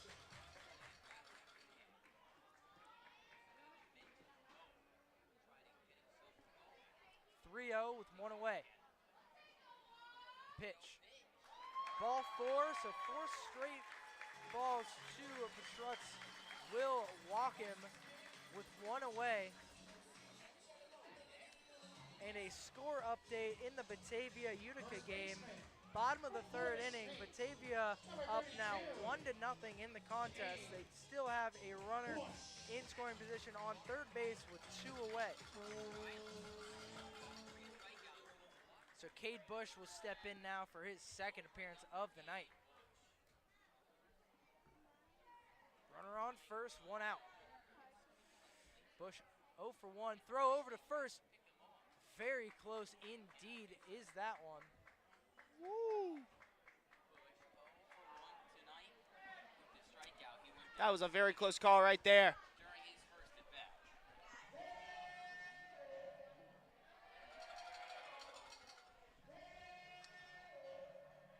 Bush 0 for 1 out of FSU, the first baseman, right-handed hitter. Pitch off speed, that catches the inside part of the strike zone, 0-1. And it's a great job right there by Riley, really trying to locate that one well low into the strike zone. Riley will check Petrutz with a glance, check him again, comes set, the 0-1. Swing and a miss, 0-2 to the first baseman, Bush. Well placed upstairs. Go low, go high to really try to mess up where he's going to locate. Bush facing another strikeout here. Stallion defense would trade a ground ball for 2 here. Throw to first, just barely getting a hand in, is Petrutz. Infield umpire is going to need to keep a close eye on anybody that Riley wants to pick off because he's throwing with some intent. Yeah, it seems like Petrutz, he was getting a very healthy leads, but being forced back. 0-2, that's ripped into the Stallion dugout. Hopefully everyone's okay. They appear to be. 1 out, 0-2 still to the first baseman. They better not ring out Pickles for that one. He's trying to be safe. We got to keep him in mint condition for this playoff run. If someone hurts Pickles, there will be heck to pay. The 0-2. Thought about going around, but held up in time. Riley tried to climb up the strike zone, 1-2. And it looks like there is action in that Stallion bullpen. It looks like a mustache gets loose. It is Drake Quinn. 1-2 to Bush. Riley still on the mound for your Stallions. Off speed, strike 3 called. Sit down, Cade Bush, 2 away. Oh my, got him on that breaking pitch inside. Bush not taking that one in. Another beautiful pitch by the St. Thomas Aquinas product. 2 away in the inning. That brings up the catcher, Mark Black.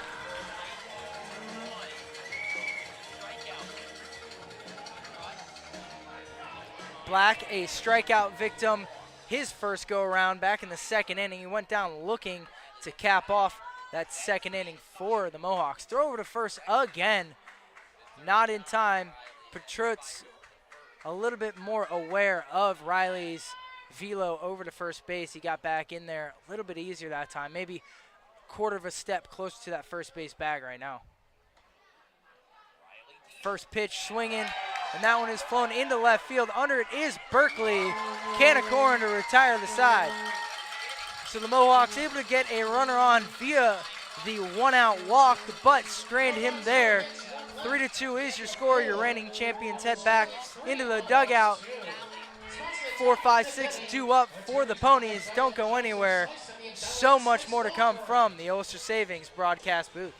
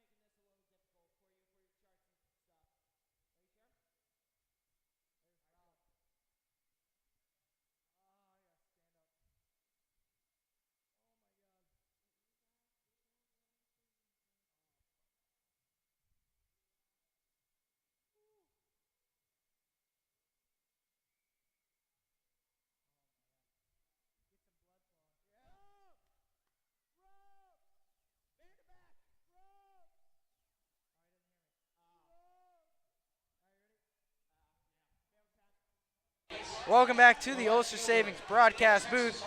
Stallion baseball all season long, brought to you in part by Peak Trading. Need to lift it up or tied down? Peak Trading has the supplies. And by Praetorius and Conrad, civil and environmental engineering and land surveying. Garrison Berkeley steps into the box for his third plate appearance of the evening.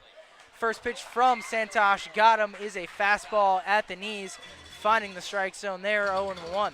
Looked like that was outside as well. The 0-1. Bouncing ball in the dirt. Santosh spiking it. 1-1 count now to the UTA left fielder. And it looks like his velocity is slowly creeping up, more looking like 93 here. 1-1 off speed. That finds the lower part of the strike zone. Again, 1-2.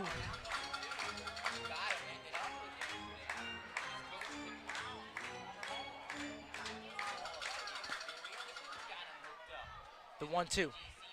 Checked his swing. Did he go? No, says the first base umpire. Count even now, 2-2. Great call by the field umpire from up here. It didn't even look like he even made an attempt right there. Just kind of just went a little bit down. Payoff. That one misses way outside. Bringing it full now, 3-2. Berkeley with an RBI double his first time around. He's 1 for 2. Later came around to score. 3-2 pitches bounce up the third baseline. That'll kick foul. Yeah, and Adam Gray had to slowly olay that one out of the way.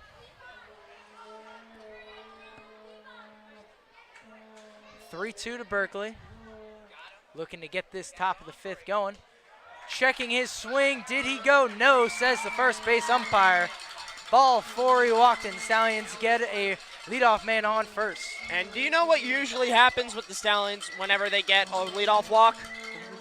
They score runs, John Drager. They score that runs. wasn't the case last time out for the Stallions. I think they only scored once on a leadoff walk.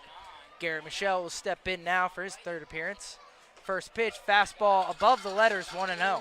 Went 1-4, 1 out of 4 scoring with leadoff walks. So they're going to try to change this narrative right here, and that's a good start with Berkeley and his speed. 3-2 is your score in this East Division Championship game. Got him, gets a sign, he comes set. The 1-0. Swing and a miss. Michelle fouls that one straight into the catcher's mitt of Black, evening it up at 1-1. That looked like his pitch right there. Had a nice cut on it. Looked like a little bit inside as well, but he could have rocked that one down the right field line. Infield playing straight up on Michelle. Coker loves playing about even with that third base bag. Throwing over to first base is got him. Not much doing. Does even warrant a tag from the first baseman Bush. Berkeley on first on the leadoff walk. A lot of speed, something to keep an eye on. Getting a decent sized lead. The 1-1 breaking ball, that misses outside and upstairs. bring it now to 2-1. And you see Michelle really kind of playing patient. I think most of the Stallions strikes against Gardner are coming off swinging on the outside. If you stay patient, Gardner will make that mistake on the outside edge. 2-1. Got him, checks the runner. That is a fastball that misses way low. 3-ball count now to Garrett Michelle. Finds himself in a good spot, 3-1. Yeah, and we'll see how aggressive Michelle gets. I mean, you do have that 3-1 count and got him. He might go right down the pipe to try to get this into a payoff opportunity. Does Adam Cray send Berkeley the 3-1, and that is bounced in the dirt on the foul tip. 3-2 count to Michelle. I mean, it was a good cut right there, just a little bit over it. Just a little bit over that ball right there. 3-2 now. Same question as before. Do the Stallions put a runner in motion with nobody out? Full count. Berkeley getting a decent lead. Stays there. That's a bouncing ball up the first baseline. Got him. Will let that one go foul. Smart move right there from the pitcher. Yeah, that was a very close call. Michelle hustling all the way over to first. Same with Berkeley over to second. Got him just staying a little bit patient, having that ball just hop foul.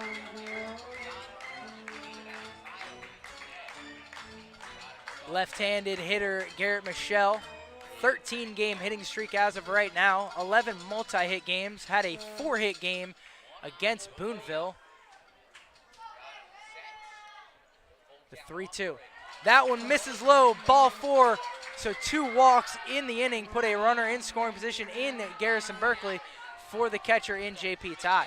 Talk about patience right there. Michelle staying alive just enough to have got him make that mistake, trying to get him chasing low on that breaking ball, clocking in at 82 miles per hour.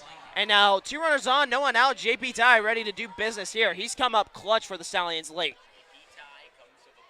So Garrison Berkeley on second via the walk. Garrett Michelle on first via his own. Nobody out in the inning. JP Ty scored, got on with a hit by pitch back in the 4th inning. Corner infield playing deep in on the grass, looking for the bunt. First pitch swinging is JP Ty. That was a good breaking ball from Gotham right there, 0-1. Yeah, it looked like a lot of what his fastball looks like, starting in and then just breaking out well at the last second. Got fooled there. Gotham does a really, really good job of hiding that throwing arm until the last second. Ty at the plate, showing bunt there. That one misses outside, 1-1. Interesting move right there from the Stallions, letting Ty swing away at the first pitch and then showing on the second. Now that really forces up the corner infielders, and that leaves a wide open gap pulling over into left field. First and second, nobody out. 3-2 game, Stallion lead in the top of the 5th. Showing bunt is Ty. He'll take that one for a called strike. Now he's in a 1-2 hole. Gotta wonder if he's still gonna show bunt. Doesn't look like he's gotten any signs from the third base coach. They're gonna trust him here with 2 strikes to put a ball in play, maybe even something into the outfield. And you see Love kind of holding off on the Garrison Berkeley leash at second. Keeping him close indeed is Miller. Pitch is a off speed, or look like a fastball actually, and that one bounces in the dirt, 2-2. Yeah, got him really trying to have that reach effect down there, but Mark Black keeping that in front, preventing the pass ball. Both catchers doing a nice job tonight, keeping runners where they are. Black's number has been called on a lot more than JP Ty's in that regard, the 2-2. That's another bouncing ball in the dirt. Black very lucky on that one, on the backhanded pick. Full count now to Ty. And it looked like action going on in Amsterdam's bullpen. Gotham's day could be done relatively soon. Looks like that action is very much on the hurry up phase of things. The righty is throwing pitches at a miraculous rate. 3-2 count to JP Ty, the Georgia Southern Eagle. Pitch. Swing and a miss. Got him able to go and get a swing out of JP Ty. One away for Nico Amory, the DH. And it seemed like Ty, he had that one up and in. If he could have let that one go, there was a good chance he could have gotten walked. One out in the inning. Nico Amory 0 for 2 on the night with 2 strikeouts. Looking to catch that fire that we've seen him take into this postseason.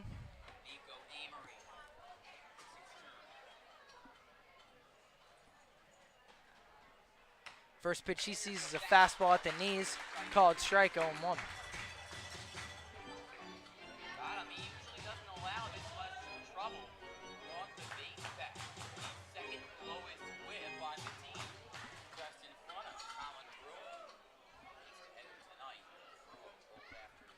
Got him, we'll check the runner at second once, and that is a dribbler into the 6-hole. Love a great play. Safe, says the infield umpire. Wow, bases loaded, 1 out. What? Ooh, that was close. Keith Griffin, the head coach for Amsterdam, will come out and have a chat with the infield umpire. And it seems like Keith Griffin, he seemed a little bit displeased by the call, along with his third baseman and Coker. Berkeley able to get onto that first base bag, and it looks like he's going to have a talk with that field umpire. And we've seen the aggression out of Keith Griffin in years past. Looked very close indeed. Coker was unaware at first that Love would come to third, caught the throw from the shortstop, and had to search for that third base bag. Infield umpire says that he was a little bit too late on it. If the call stands, the bases will be loaded with 1 away for the right fielder in Colin Mackel. And again, we've been talking about that explosion right off his bat.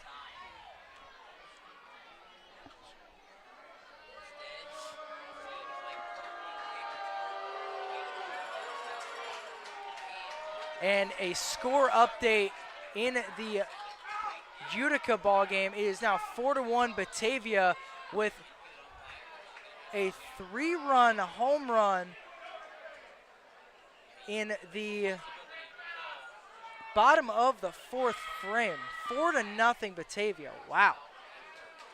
Long conversation going on between infield umpire and home plate umpire. This does not bode well for the Stallions, as a long conversation usually means an overturn. We'll have to see it, and indeed an overturn is called. That'll immediately bring out the head coach, Colin Martin, and he is furious. I'm not surprised there. Keith Griffin trying to talk his magic right there, and Colin Martin trying to make a rebuttal. Constant questionable calls here at Shuttleworth.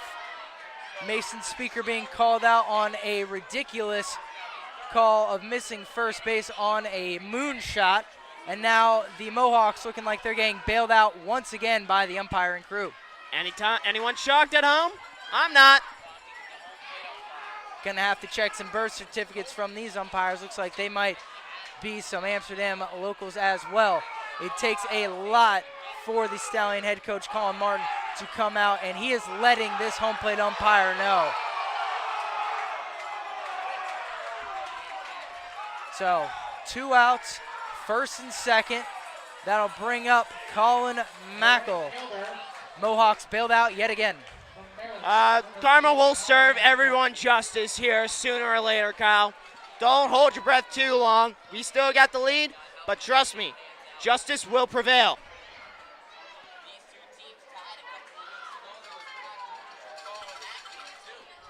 So first and second, 2 away for Colin Mackel. That one misses low, 1-0. And I think Colin Martin's biggest gripe with the home plate umpire is, how do you have a better view than the infield guy who's just maybe 10 yards away? You're across the diamond. 1-0 count to Mackel. Pitch. And that's ripped into center field. On it is Giamarusti, not having to move a step, and that will retire the side. Very unfortunate break for the Stallions. 3-2 is your score as we move now to the home half of the 5th inning. Please don't go anywhere. You don't want to miss all the drama coming to you from the Ulster Savings broadcast booth.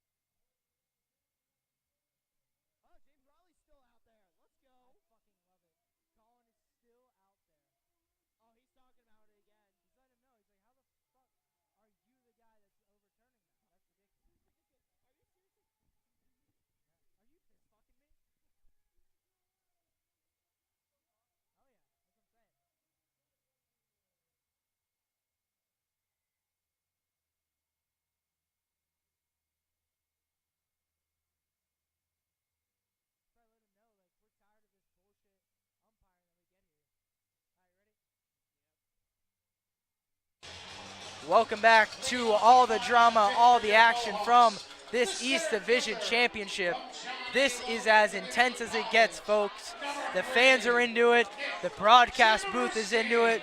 You at home, I know you are bleeding black and gold. You're into it too. And this ain't the Steel City, Kyle. This is Saugerties Stallion baseball. No terrible towels here. That's the only difference I see here, John. You could pack Heinz Field in a heartbeat with this many Stallions. Definitely Heinz Field, not Acrisure Stadium. Never calling it that a day in my life.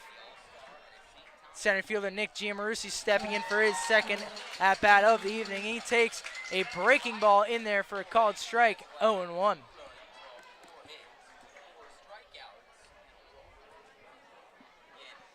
Giammarusi put down with that bunt attempt back in the third inning. He chops that one up the third baseline, foul. Third base coach Keith Griffin will field that one cleanly, and he will throw it into the Amsterdam dugout, 0-2. And what better way for James Riley to try to get this Saugerties team rallying again than a punch out right here to start things off. Set the tempo early. 69 pitches in the outing is James Riley. Pitch number 70 is a chop ball over to the third base, shortstop, Evan Goforth. He will make the play. Fantastic from the Hoosier. One away. And that right there is Evan Goforth in the flesh. Pushing up, Giammarusi trying to use his speed to beat it out. Bang, bang play, and I don't think that trip by Giammarusi really helped his case. Not at all. Tried to dive into first base to try and make something happen. And with one away, that brings up now the top of the order, Gage Miller. 3-2 is your score here. Stallions looking to keep this season alive. Reigning champs, road to repeat. First pitch is off, speeding that, misses outside, 1-0. Yeah, and Riley really trying to utilize the breaking ball here. Trying to catch Gage Miller off guard. So far, 0 for 2 today. The 1-0. That is bounced up the third baseline, fielded cleanly from Mr. Tyler Kennedy, protecting his bullpen catcher in Mason Speaker. Yeah, it seems like Quinn's still warming up in the arm. Let's see how long Riley goes, entering his 5th inning. 1-1, 71 pitches in the outing is James Riley. One away. Gets a sign from JP Ty. The pitch, curveball, that one just misses inside, 2-1. Ooh, that looked like it just got that corner, maybe. Oh, very questionable call right there by the home plate umpire. Out of the stretch, the 2-1. That plunks Miller square in the back. Grimacing in pain and trotting up to first base is the second baseman. I believe that's the 3rd hit by pitch today, 2nd by the Stallions. Now that'll bring up the shortstop, Cameron Love, looking to get something going for the Mohawks with one away. Cameron, the 2.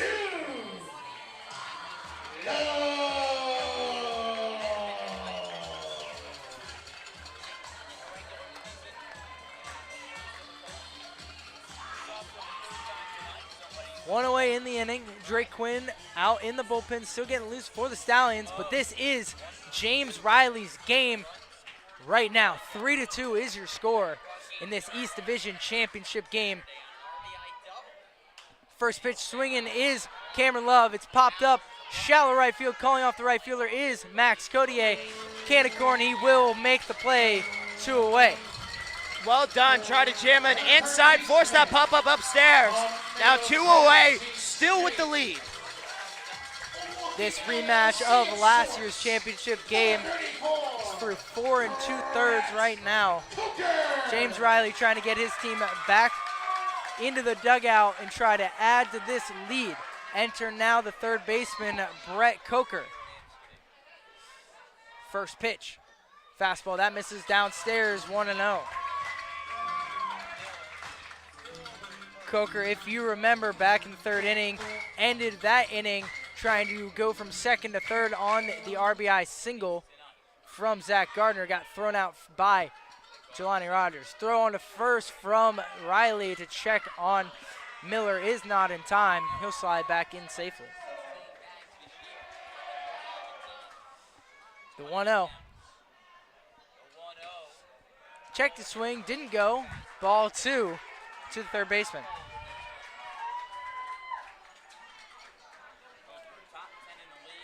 The runner on first is courtesy of the hit by pitch. 2 outs in the inning. The 2-0, that finds the strike zone with the fastball at the knees, 2-1. Good job locating that one on the outside. Fooling Coker. That ball was going to cross all the way over to the left side batter's box.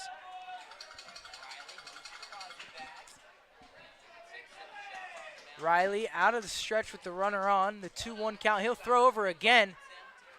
He loves checking in on these runners, and he's not afraid to fire it over there to first base. 2-1 count. Pitch. And that one is popped way into the night sky. Under it is the right fielder, Colin Mackel. He will, can of corn, make the play for the third out of the inning. 3-2 is your score. Your Stallions lead it 3-2. 9-1-2 due up for your Stallions. Leading off will be Jelani Rogers. So much action, so much tense. Just so tense in the air. You don't want to go anywhere. More coming from the Ulster Savings broadcast booth.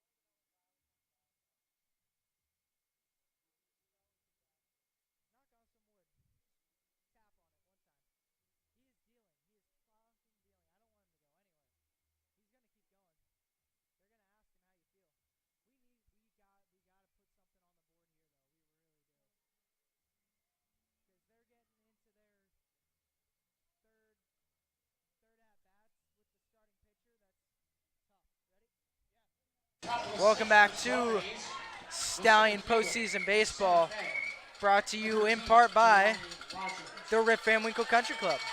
Bring your swing to the Rip, and by Richards Electric. When the lights come on or they go out, you call Richards. Jelani Rogers stepping in against Santosh. Got him. First pitch is an off-speed one that misses inside, 1-0. So far, Rogers managing to get on base twice today, one by the error, one by a single. Drove in the third run for the Stallions today. Cowbells are ringing loud from the Saugerties Stallion faithful. The 1-0 bounces in the dirt, 2-0 now.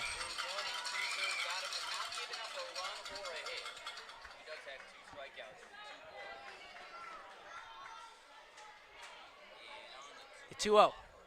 That's ripped into center field for a base hit. Stallions get the leadoff man on in Jelani Rogers.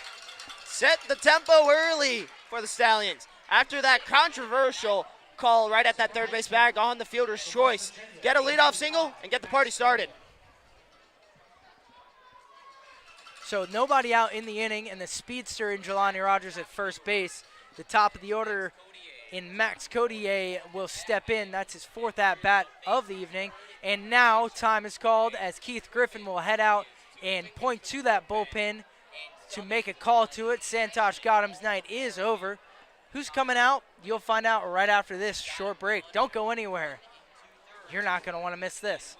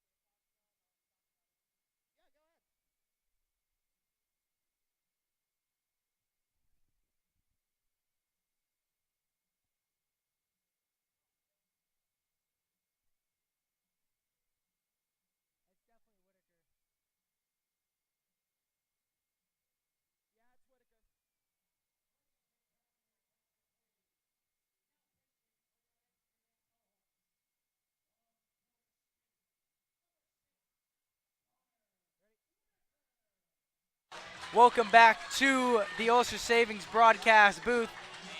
Exit Santosh Gotham. Enter fellow Sarasota native, Florida State incoming sophomore Connor Whitaker.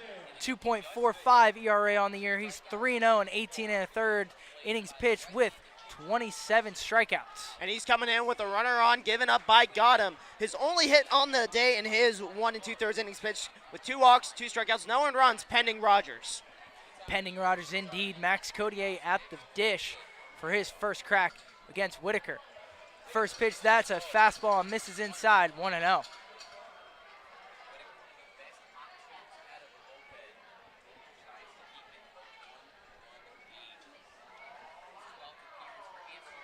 Whitaker comes set, the 1-0.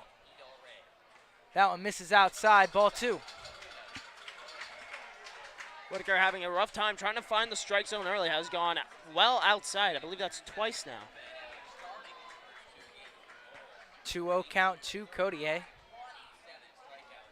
Whitaker comes set. The pitch.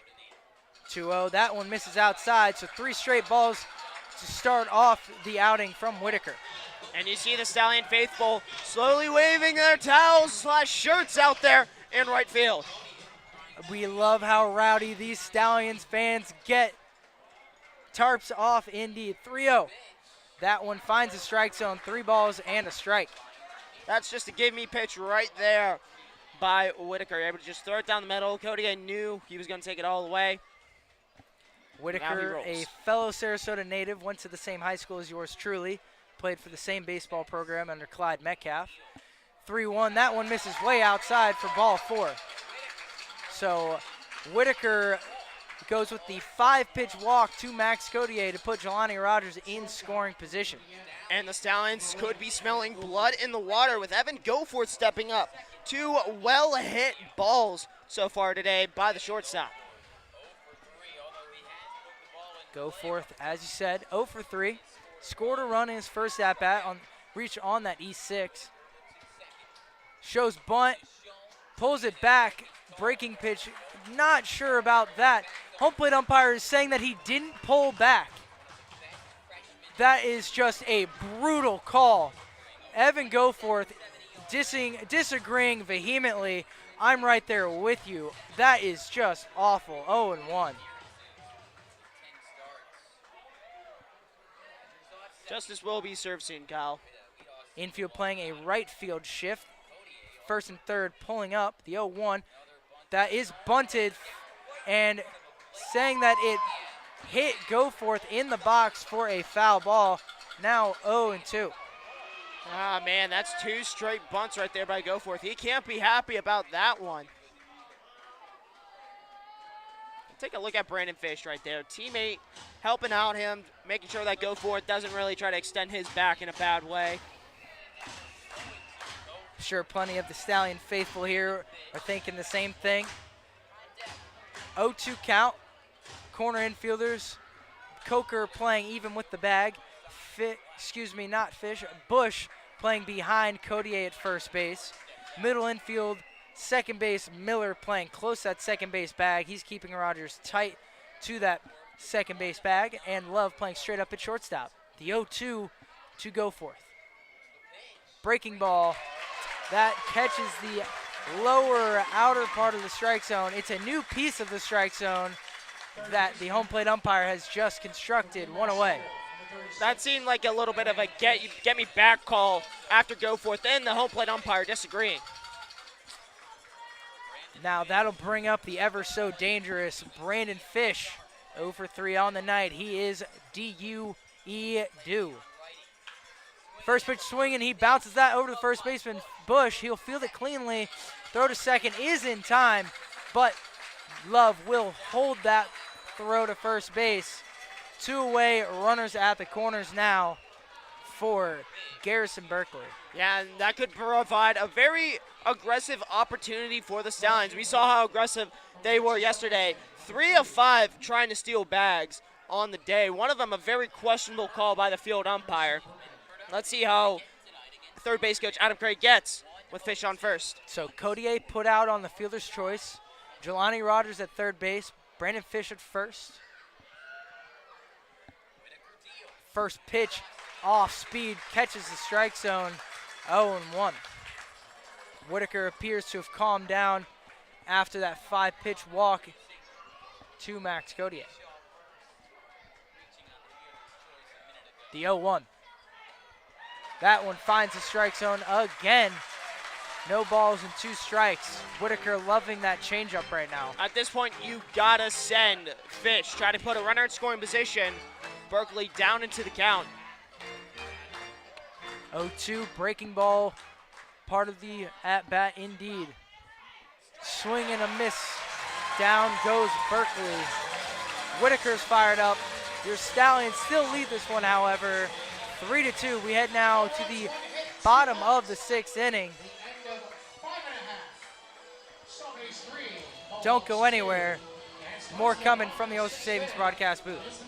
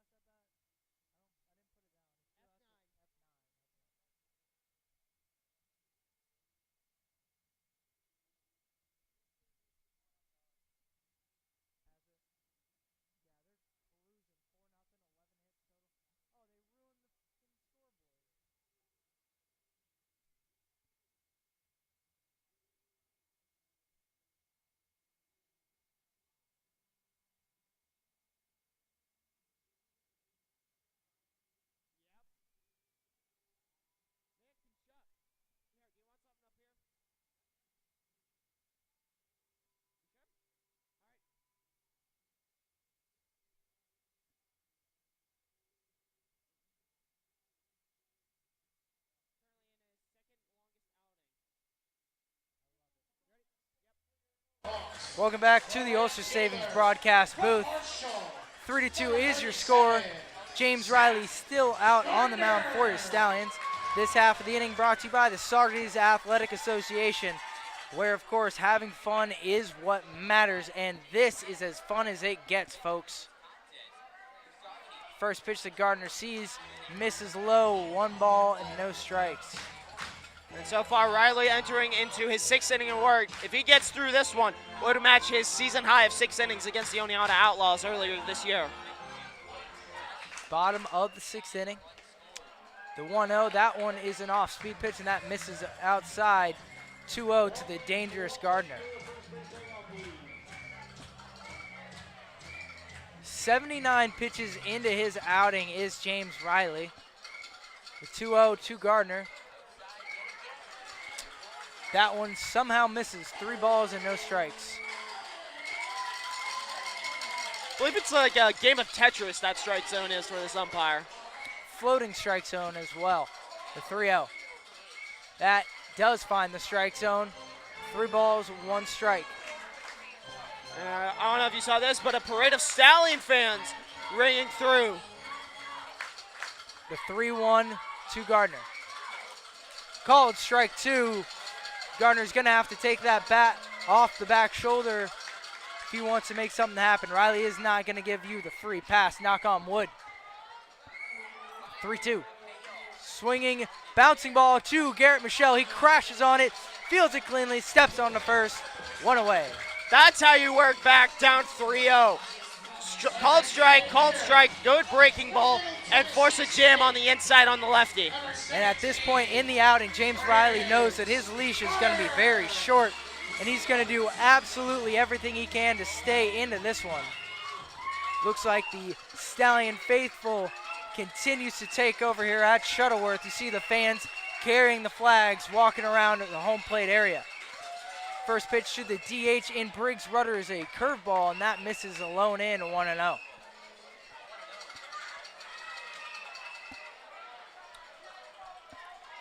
Rudder currently 0 for 1, 3 unassisted his first time around. Excuse me, his last time around. 2 balls and no strikes as the fastball misses up and away. His first time around, he got on via the hit by pitch, got all the way to third base, and was left stranded there back in that second inning. The 2-0 to Rudder. That one catches the outer part of the strike zone. 2 balls and a strike. Good job locating that by Riley, able to just try to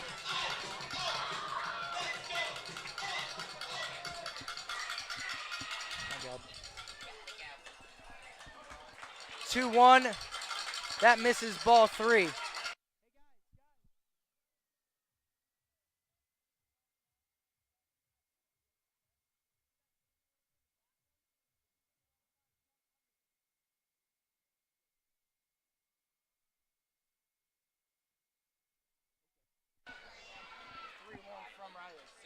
One from Riley.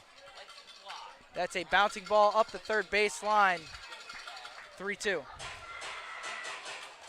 right there, Riley has him in a good position. Trying to get him with an off speed, 89 miles per hour. I'm thinking of looking to go with a fastball low and away, try to have Rudder chase after it. Another 3-2 count from Riley. Bulldog mentality right now. He refuses to give up anything right now to these Mohawks. 89 pitches in. Pitch number 90. That one just misses upstairs for ball 4. So a 1-out walk will bring up the left-handed hitting Ian Petrutz. The left fielder from Maryland, number 8, Ian Petrutz. Here, okay. Anything? Ian Petrutz, the left-handed hitter. Currently 0 for 1 with an RBI, a ground out back in the second inning. First pitch swing, that's a soft line drive, and that just gets the diving glove of Codier for a single. So runners at first and second now with 1 away. That'll bring up the first baseman, Cade Bush. And we apologize, fans, right now we are dealing with some focus issues. John Drager is currently working on fixing it. Time is called. Head coach Colin Martin will head out, make the call to the Dallas Hot Wieners call to the bullpen. Find out who's coming out of it right after this.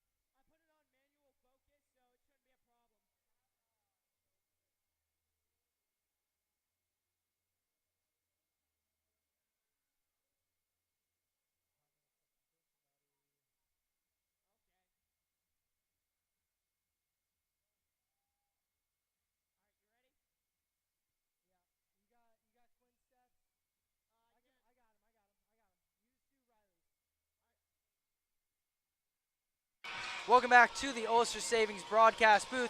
The Dallas Hot Wiener call to the bullpen. Bringing the sauce. This sauce comes with a beautiful mustache in Drake Quinn. In 17 1/3 innings pitched on the year, Drake Quinn is 1-1. This is his 13th appearance. He's got a 4.15 ERA, 19 strikeouts, and 19 hits. And he has struggled a little bit late. He's looking to turn a page here. And in a little bit of a sticky situation. 2 runners on, 1 out. Hats off to an incredible night of pitching from James Riley. Does have those 2 runners on that he is responsible for, but 5 1/3 of immaculate baseball. 5 hits, 2 earned, 2 walks, 4 strikeouts. Stepping in for his first appearance against Drake Quinn is Cade Bush.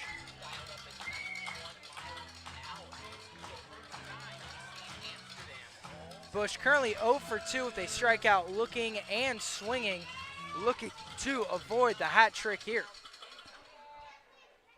The 1-0. Fouls that one straight back into the netting, evening it up at 1-1. Something to note here, this is his first appearance against the Amsterdam Mohawks this season. So a relatively new pitcher that Keith Griffin and company has yet to see. Take that as an advantage indeed. Righty-righty matchup right here. Quinn calls time. He and JP Ty will talk over the signs right now and make sure they're on the same page before any more pitches are thrown. And that's a good thing, because if Quinn was supposed to fire that knowing his location and speed, it could have presumed the double play ball wiped out entirely. And now 2 runners in scoring position for the Mohawks, 1 out, could be dangerous. Quinn's certainly bolstering some velo out of that right arm of his.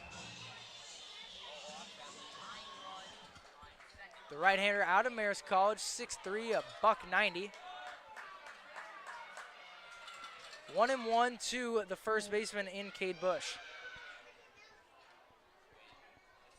Pitch. Fastball, that finds the lower part of the strike zone, 1-2. Great job right there by the Marist College product.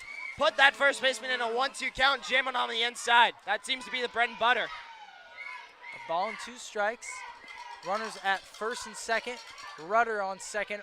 Got on with the walk. Petrutz with the single to right field. The 1-2. That's fouled straight back. Bush able to stay alive here.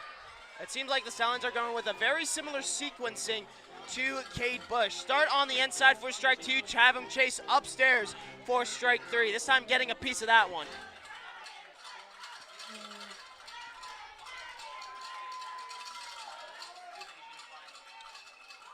Ty given the sign here. Quinn comes set, gets something he likes. The pitch. 1-2 is a breaking ball that bounces in the dirt. Ty does a nice job of blocking that one, 2-2. Little bit of action going on in your Stallion bullpen. A right-hander slowly begins to toss. Looks like it might be Ryan Parker out there out of St. Thomas, the transfer portal man himself. 2-2. That is a fastball spiked away from JP Ty. The wild pitch removes the double play. So runners now in scoring position. Full count to the first baseman, Bush. Yeah, it seems like Quinn was trying to go a little bit on the fastball, low outside corner. Spiked it right into the dirt. Ty not able to get out in front, try to get it with his glove. And that provided a costly mistake for the Stallions.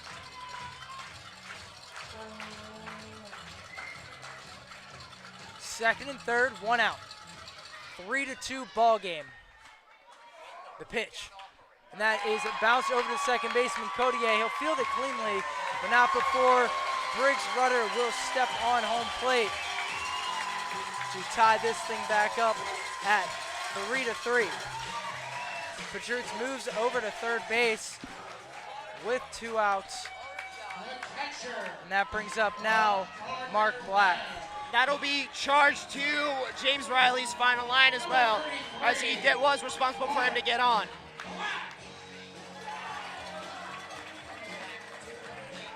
So 2 outs. New ball game here at Shuttleworth. Feels like a home game here for the Stallions as these fans are going nuts in black and gold. Black currently 0 for 2 with a Strikeout looking and a fly out to the left fielder. First pitch he sees, misses low, 1-0.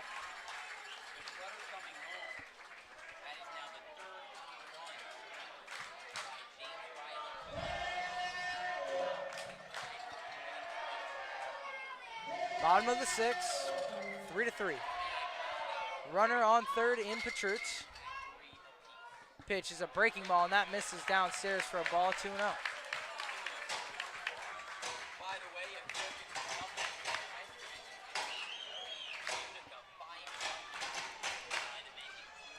Amsterdam Mohawk crowd is starting to get alive once again, feeling the momentum.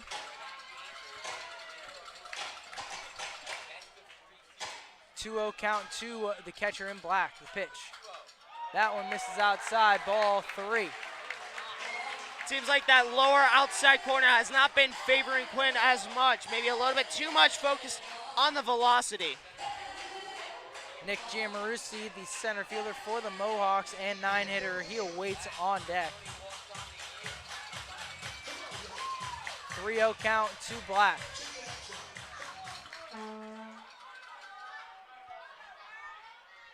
The pitch. That finds the strike zone for strike number 1. And Black was going to take that all the way. 3-0 count, might as well take that. Try to force a 4-pitch walk. Home scoreboard here says that one clocked in at 91 miles an hour, and that was absolute paint from Drake Quinn. Go ahead run just 90 feet away for the Mohawks. A 3-1, that's popped way up into the night sky. Brandon Fish looking for it, and that will hook way foul. 3-2 now to the catcher. Based on the reaction of Fish, it looked like he had it for a moment, then finally saw that it was curving all the way out into the woods. Certainly can't rely on the lighting here at Shuttleworth, as it is certainly older than the 3 of us combined. 3-2, 2 away. 3 balls, 2 strikes. Quinn will get a new set of signs here as he steps up.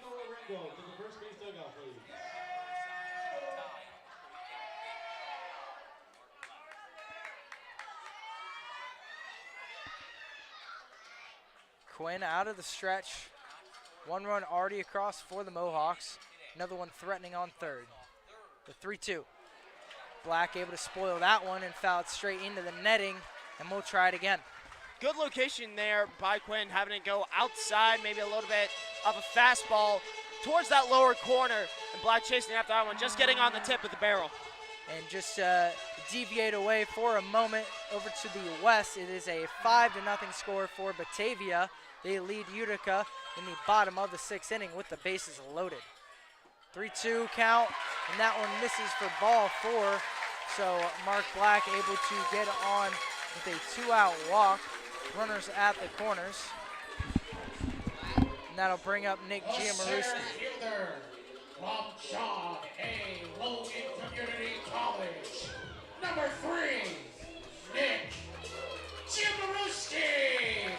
Giammarusi 0 for 2 on the night with a bunt attempt back in the 3rd inning, and back in the 5th, grounded out to shortstop Evan Goforth, who made a really nice running play to field that one. So 2 outs, 3-3 score here, bottom of the 6th. First pitch that Giammarusi sees is a fastball, and that just misses the outer side of the strike zone. 1-0. Action continuing in the Stallion bullpen as Drake Parker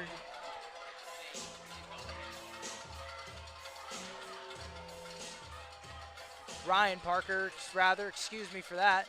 He continues to get loose. The 1-0. Swing and a miss from Giammarusi to even it up at 1-1.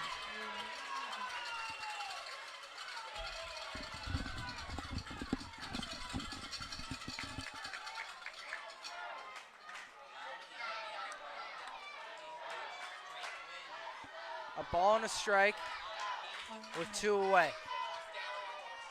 Drake Quinn on the mound for your Stallions. He checks the runner once in black at first, checks him again. The 1-1. That one just misses outside with the fastball, 2 balls and a strike.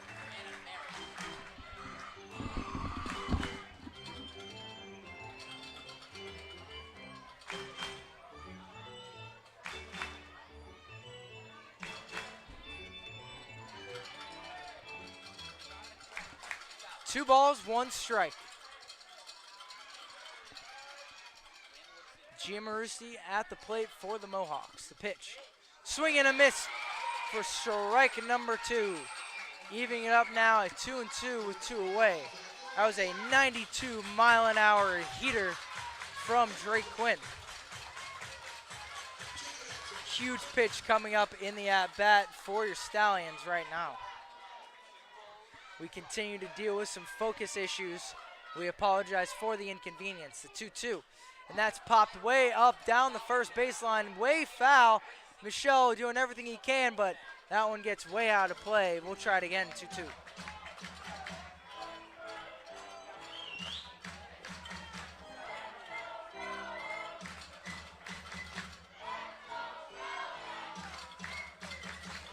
We'll continue to keep an eye on that focus here tonight. The camera has to sit a ways away from us here at Amsterdam, so bear with us, please. 2-2. That one just misses outside, bringing it now full again with 2 away. Quinn really having a hard time trying to locate it low and away. Managed to get one on the outside for strike 2, but he just can't seem to finish it off yet again. Trying to finish here and head back into that Stallion dugout with this thing still tied up. 3-3, 3 balls, 2 strikes. Pitch. And that one's lined into left field for a base hit. And that will get off the glove of Garrison Berkeley. Rounding third and heading for home is Black. The throw is not in time. Mohawks able to take a 2-run, 5-3 lead in the bottom of the 6th inning. Yeah, that was a misplay right there by Berkeley. Able to try to mishandle it. The ball rolls all to the wall. And taking a look, Mark Black was hustling all the way, slides in, and now Amsterdam has all the momentum here. So an RBI single from Giammarusti. He advances to second on the mishandling from Garrison Berkeley. And that will bring up the top of the order for the Mohawks, Gage Miller. Mohawks get their first lead in this one, 5-3. First pitch to Miller, off-speed pitch, swing and a miss, 0-1.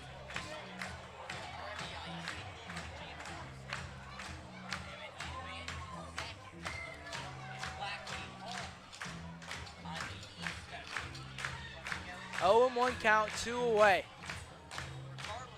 Mohawks fans are into this one finally. 5-3 score. Pitch. Breaking ball again, and that one clanks off one of the poles of the backstop, 0-2. Let's see if Quinn can finally get the punch out here. 3 runs already across for the Mohawks. 0-2 count to the second baseman in Gage Miller.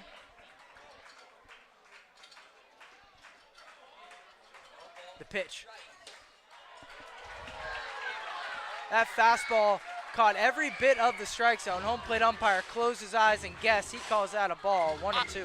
I'm appalled by that one. That was strike 3 right up into the zone.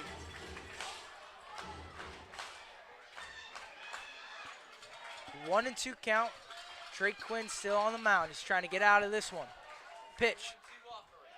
Breaking pitch, bounces in the dirt. No offer from Miller. JP Ty doing a great job back there for your Stallions to block that one. Something to take a look at here. It seems like the Mohawks are trying to do some voodoo magic in their own dugout with some certain hat variations. Trying to roll the dice with the hat. Shaking things up. 2-2 count. 2 away. Deuces are wild. The pitch. That just misses outside for another full count.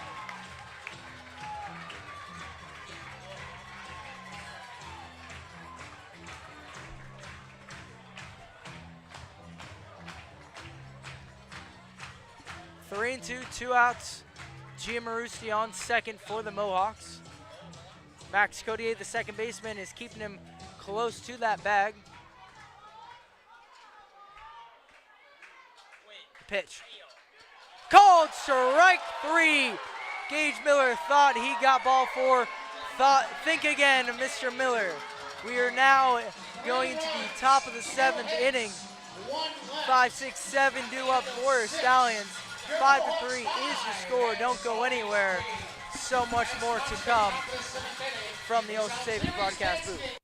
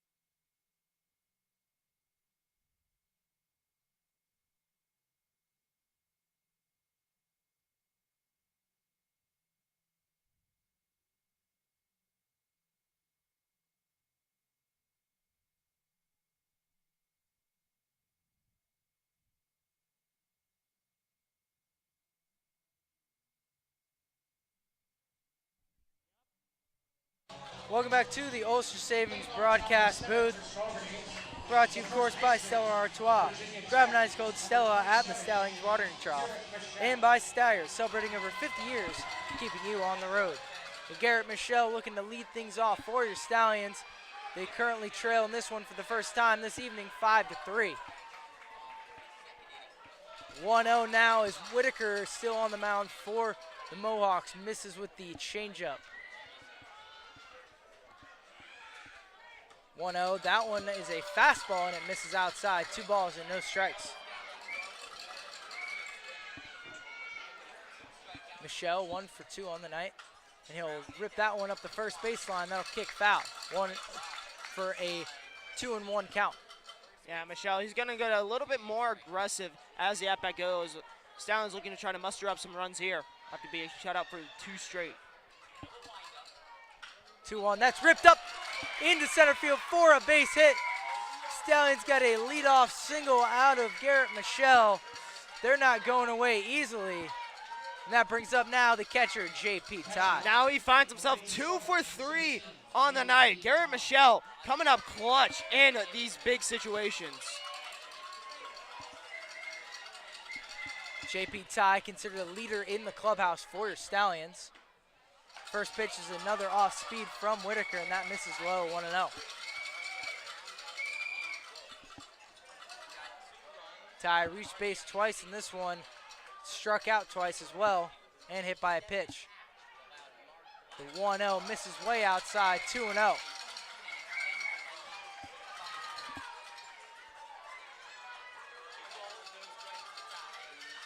Whitaker out of the stretch. He comes set. The 2-0. Fastball, that misses outside. Ball 3 to the catcher, J.P. Ty. Ty trying to stay alive here. He's going to take this pitch right here. Let's see if Whitaker just puts one down the pipe. Top of the 7th frame. Whitaker throwing over to first base, not even warranting a tag from the first baseman in Bush. Bush and Whitaker, fellow teammates out of Florida State. The 3-0. This is just ridiculous. That is ball 4, 7 days a week. Home plate umpire. That one catches the shins of J.P. Ty, maybe even lower for strike number 1. I feel like there's a little bit of favoritism for Amsterdam going all the way back to that Berkeley force out at third. The 3-1. That one, are we sure about it? Okay, it only went all the way into the left-handed batter's box. Ball 4, J.P. Ty will trot up to first base for the free 90. And that brings up now the designated hitter, Nico Amory. It looks like there might be a pitching change here. Time is called. Keith Griffin, the head coach for the Mohawks, will head out to the mound. Hasn't pointed to the bullpen yet, so we'll have to wait and see, but more than likely, the right-hander that's getting loose will be coming out.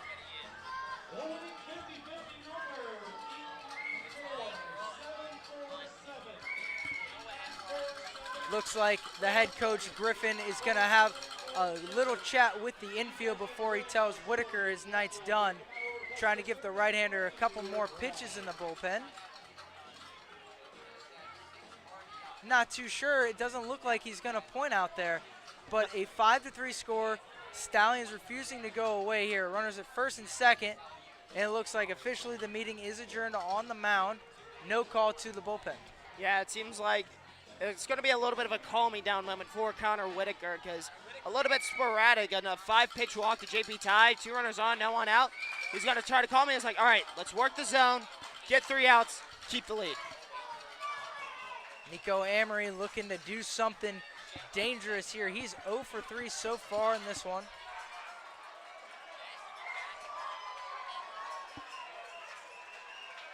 No outs, corner infielders in. Showing bunt is Amory. He will put it down the first base line. Fielding it is the pitcher Whitaker. He'll flip it to first base. A beautiful, beautiful sac bunt from the DH Nico Amory. Well done. Well done, perfectly placed up the first base line, doing his job, and now that'll bring up Colin Mackel. And we've seen him have a little bit of clutch hitting as of late. Had that single all the way back in the 4th. 1 out in the inning. The left-handed hitting right fielder steps in, looking to crack this thing open for your Stallions. First pitch he sees is a fastball. Way inside, disagreeing with that one is Mackel and yours truly, 0-1. That even looked a little low from here, Kyle. I don't know what this strike zone is. I'd like to see a graph of that. Home plate umpire's got a hot date with a TV dinner, it looks like. The 0-1. And that is chopped and bounced straight back into the netting. No balls and 2 strikes.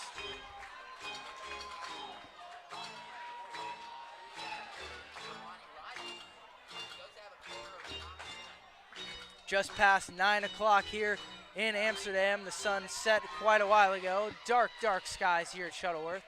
0-2 to Mackel. That one misses low. The changeup. 1 ball and 2 strikes now to the Marist College right fielder.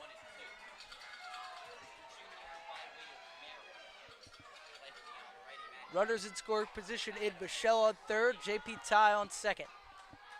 Payoff. Swing and a miss from Mackel. He'll go down swinging for the second out of the inning. And it seems like Mackel, that was a little bit of a silly pitch on the inside edge. Whitaker trying to jam him inside. Mackel taking the bait, no pun intended. Jelani Rogers now stepping in. Stallions down to their final out of this top of the 7th frame. Rogers has reached base safely 3 times in this one. 2 singles.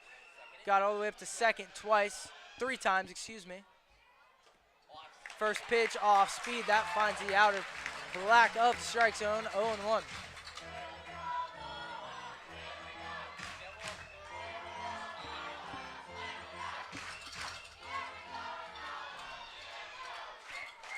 Whitaker comes set, gets a sign. Off speed, that one misses outside, evening it up at 1-1. Rogers trying to really work out the count, find the pitch that he likes before he sends one in the outfield, possibly tying this game up at 5 apiece. Not the best legs out of JP Ty, but with 2 away, he will be moving on the crack of the bat. 1-1.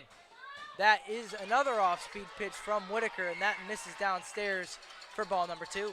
Yeah, Rogers really trying to work his way down low, holding off on those pitches low, up high, and outside.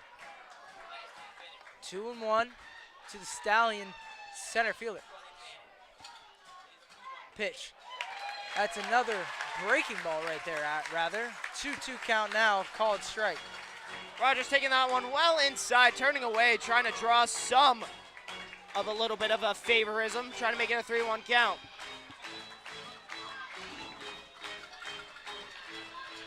Stallions down to their last strike here.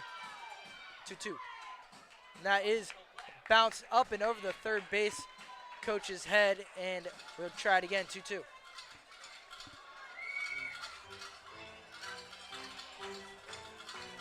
Top of the order in Max Codier awaiting on deck. Jelani Rogers doing everything he can to get to him. 5-3 score, 7 hits for your Stallions, 6 for the home team. Pitch.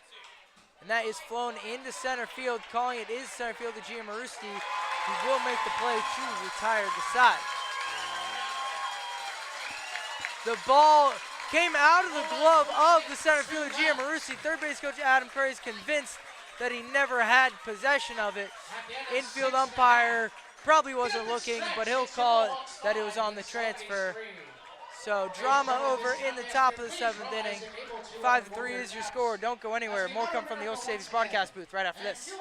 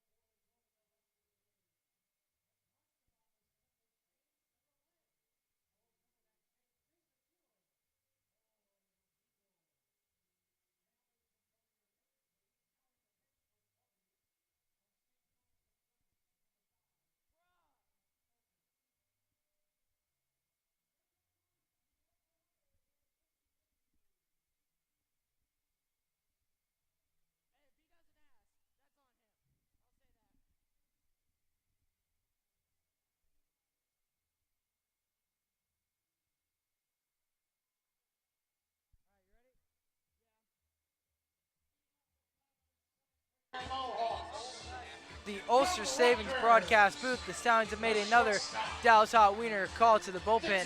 Enter the St. Thomas Aquinas, and currently in the transfer portal, right-hander Ryan Parker. So far, Parker, a 5.06 ERA, 20 strikeouts and 16 innings pitched compared to 6 walks. Showing bunt is Cameron Love, and he'll pop it up and over the grandstand for a strike one. Seems like Love is showing a little bit of a sack bunt early. Let's see if that pushes in Brandon Fish or Garrett Michelle on the corners. Trying to bunt his way on, catch the infield, napping indeed. Drake Quinn's night is done after 2/3 innings pitched. 1 hit, a run, it was earned, a walk, and a strikeout. James Riley's final line, 5 1/3, 5 hits, 4 runs, all of them were earned, 2 walks and 4 strikeouts. 0-1 to Love, the shortstop. 0-2 as he takes that fastball for a called strike.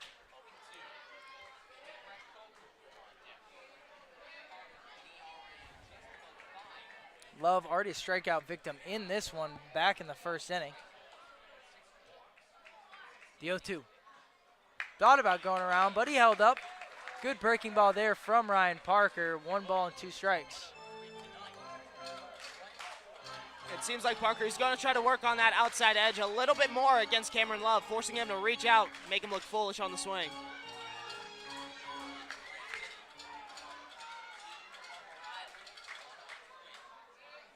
The 1-2. And that's blooped into shallow right field. What a play! Max Codier, a snow cone grab into shallow right field, one away.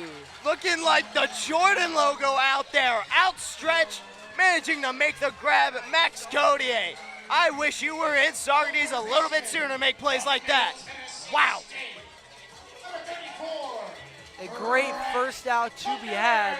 That'll bring up Brett Coker for his 4th appearance at the plate. He shows bunt as well and pops it way into the sky. Garrett Michelle will come on and make the grab for the 2nd out of the inning. Wow, just like that, 2 straight batters showing bunt on Ryan Parker, trying to get on base. It's not gone to fruition for the Mohawks. That brings up now the Marshall product, left-hand hitting right fielder, Zach Gardner.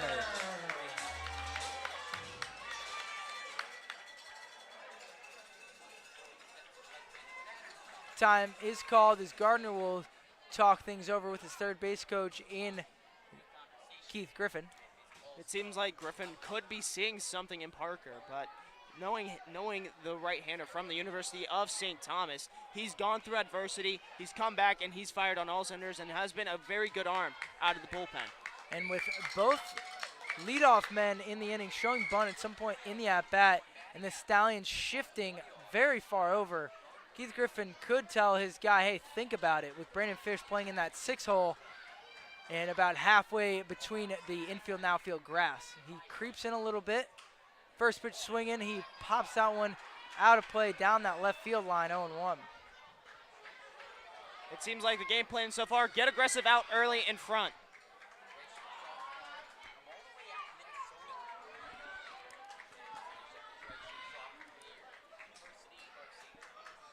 The 0-1. Swing and a miss. Ryan Parker able to get a big one on the off-speed pitch right there. Good sinker right there from Parker, able to put it down low in the zone.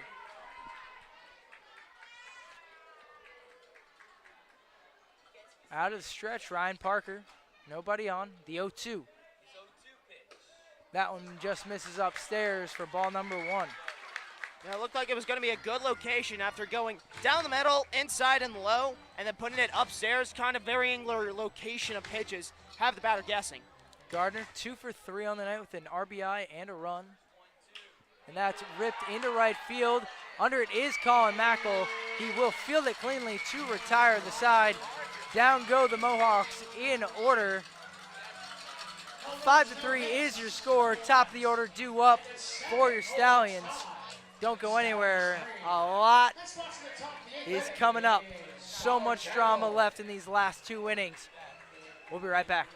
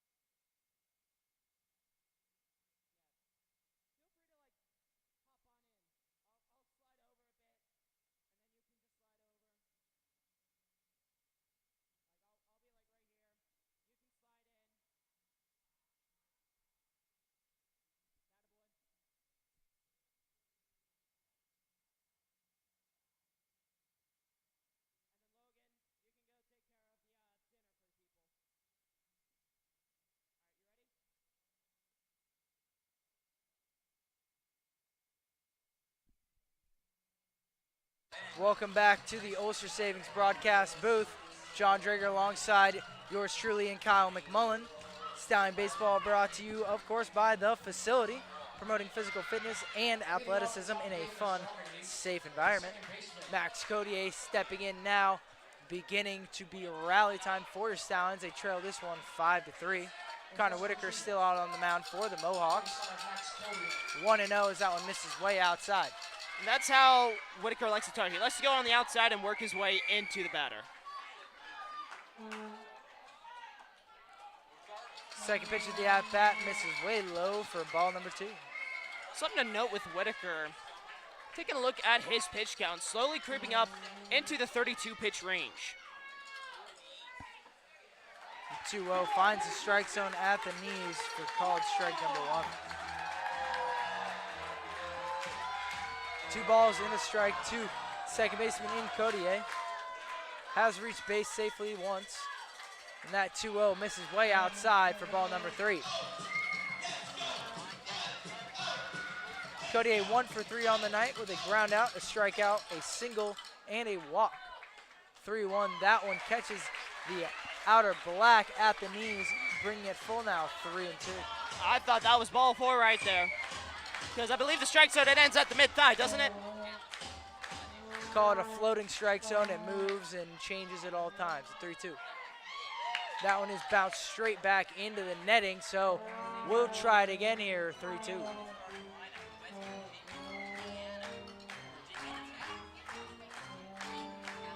Evan Goforth, he awaits on deck. The payoff. Breaking ball, that misses upstairs for ball 4. Cody able to reach base safely via the leadoff walk. Stallions looking to try to get back into this game early. Tying run now stepping up to the plate. Tying run in the form of Evan Goforth. He's gone down on strikes twice in this one. 0 for 4 so far with a run back in the first inning. First pitch he sees, off speed, catches the upper part of the strike zone, 0-1.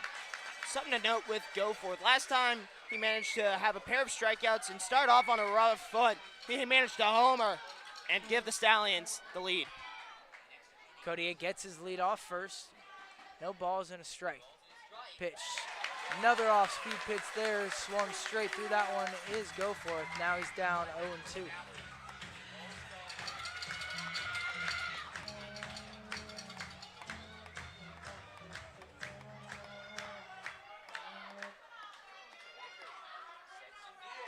Oh-2 is bounced over to third baseman Brett Coker. Fielded cleanly, second for 1 on the first.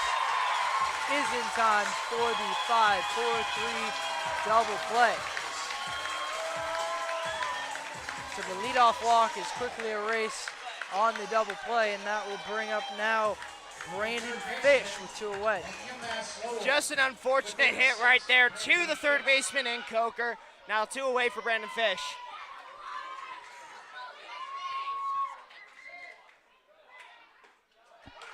First pitch is a called strike. Fastball finds the strike zone, 0-1. Yep, that one was well low. That should be ball 1. Whitaker out of the windup now. That one is ripped up the first baseline, but it kicks just foul and into the Mohawks bullpen.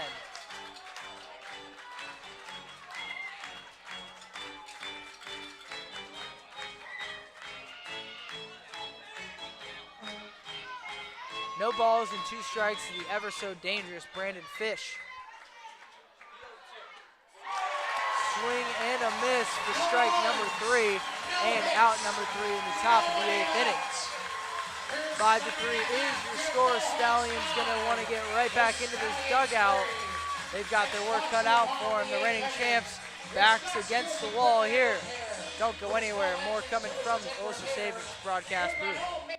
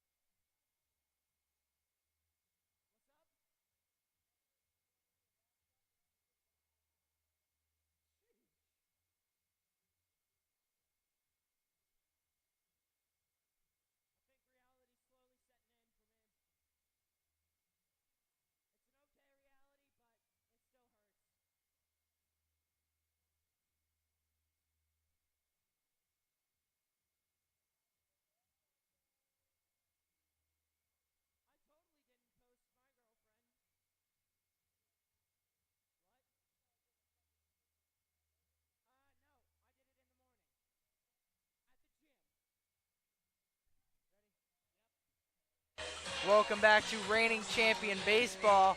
Your Saugerties Stallions trail this one 5-3 against the Amsterdam Mohawks. Ryan Parker back out on the mound. This half inning brought to you by the Emerson Resort. Treat yourself to a getaway at the Emerson.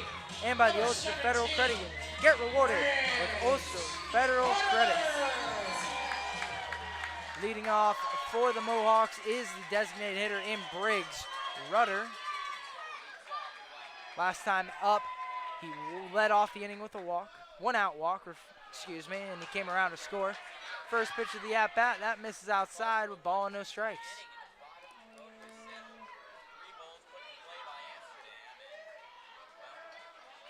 1-0, Ryan Parker still on the mound for your Stallions. Pitch. Fastball just misses the hip of Rudders. He jumps out of the way of that one. 2 balls and no strikes. Looking like Parker's trying to work on the outside edges before honing in because we have no clue what this strike zone is. Gotta find the boundaries sometime tonight. The 2-0. That's flown way up into the night sky. Under it is the right fielder in Colin Mackel. He will field that one cleanly as he ranges to his left. 1 away. That's a good job right there by Parker. Putting that one upstairs and inside, forcing the jam, popping up, and a right through. That brings up now the left fielder, Ian Petrutz. The left-handed hitting outfielder has already 1 RBI in this one. Got on base via the walk and a single back in the 6th inning. Got all the way around to third, but was stranded. Pitch. That's a chopping ball over to second baseman Mac Cody. Fielded cleanly, throwing to first is in time. And Michelle drops that one out of his glove, so that will go down as an E3. He takes immediate responsibility for that one, pounding on his chest, saying, "My bad, guys." 1 out in the inning for Cade Bush. Yeah, it's seeming like that Codier kind of threw that one right at the head of Michelle. He kind of ducked away from it, closed it, and when he opened up, it fell straight out. Unfortunate error right there. Unfortunate indeed. Stallion's 2nd error of the night.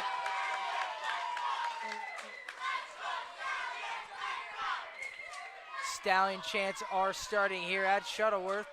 Here the faithful traveled all the way from Cantine and Saugerties to cheer on their boys in gray.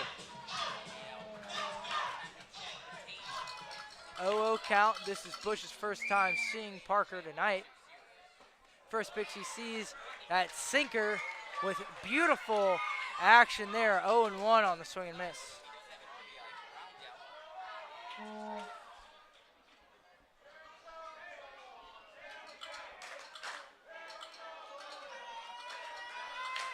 No balls and a strike. Showing bunt is Bush, and that one bounces out of the mitt of JP Ty. And Petrutz will advance 90 feet on what will more than likely be ruled a pass ball. It looked like Ty was trying to trap it underneath his glove, couldn't get there in time, and it looks like he might be asking for a new glove here. Time is called as JP Ty appears to have broken his webbing, and he luckily does come prepared with his 2nd mitt. 1-1 count with a runner in scoring position now and 1 away.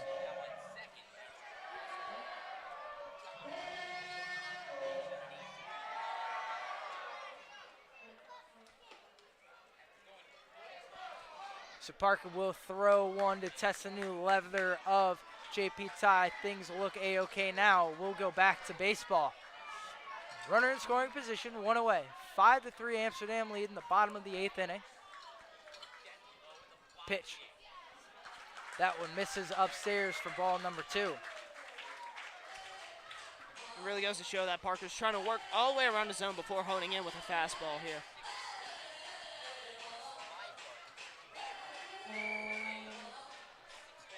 Two balls and 1 strike.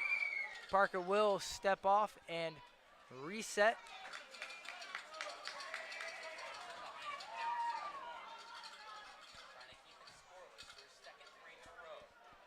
Pitch. That one misses low for ball number 3. 3-1 to the first baseman in Bush. Wouldn't be the worst thing here for Ryan Parker to walk him. It sets up the double play ball. Looks like there could be a pinch hitter in Josh Overbeek, the left-handed hitter out of Pitt. Could be coming on for the catcher in Mark Black. 3-1, that finds the strike zone, called 3-2, 1 out. Actually, it seems like Mark Black is going to step up. He looks like he's going to replace Gia Marusti in the lineup. We'll just have to wait and see. He is stepping out of that Mohawk dugout currently, so there are currently 2 on-deck hitters right now for the Mohawks. The 3-2. That one is flared into right field for a base hit. Coming on is Mackel. Petrutz thought about going straight through the stop sign of the third base coach, but will go back to third base. Runners at the corners.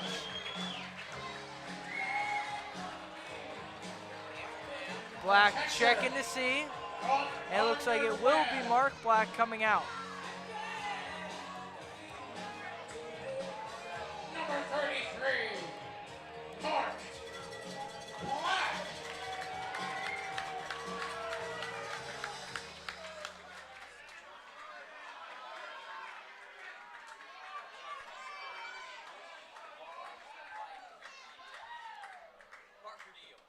First pitch swinging is Black, swinging a miss, 0-1. So far, Black 0 for 2 on the day with a looking strikeout, a flyout, and a walk. Looks like Black might have hurt himself on the swing, sort of grimaced after that one. Time is called. Griffin will make a call to the dugout. It looks like the guy that they're calling on is someone out of the bullpen. Looks like it will be the bullpen catcher in Hunter Thomas. He's going to need to hurry up as he is fully clad in the catcher's gear. And he will have to inherit the 0-1 count. Yeah, it looks like Josh Overbeek will be stepping in here. Looks like indeed, yes, it will be Josh Overbeek. Hunter Thomas will be called on to just replace Black defensively. First and third.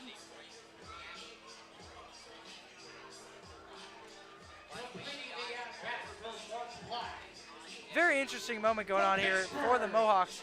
I was talking with Adam Cray earlier, I believe this morning, and he was telling me about how in one of the innings when the Mohawk Valley team had a timeout, they had to use a offensive timeout, quote unquote, because Brandon Fish and Adam Cray shared a high five.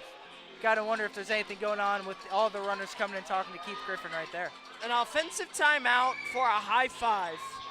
Yes, that's exactly what I said. How does that make sense? It makes sense when the infield umpire lives in the neighborhood of the Mohawk Valley team and actually walked to the park to officiate the game. That's how it makes sense. Alrighty then, not the first time we had a hometown umpire against the opponent of the Stallions. Not at all. Josh Overbeek stepping in, inheriting the 0-1 count with one away. He shows bunt, he swings and misses at it, so now he's down in the count 0-2. Looked like he was trying to get on, trying to advance Bush to put 2 runners in scoring position to add on some insurance runs. It's exactly why they teach in Little League, when you're squaring around a bunt, you don't push at the ball, you want to catch it like a net. Overbeek caught in that one, it went right through it, tried to force contact on the bunt. Now 0-2 with one away. Left-handed hitting Overbeek. Out of pit, faces the 0-2, and that's popped way up into the night sky. Under it is Berkeley. Will it be deep enough to score him? Petrutz will hold up, and moving up to second base is Black on the throw. 2 away. Great shoot from Garrison Berkeley. Yeah, now that's going to bring up Gia Marusti. Great job by JP Ty. Able to try to fake the throw over to second to keep Petrutz at third. So now Nick Giamarusi, the center fielder, will step in and take his cuts.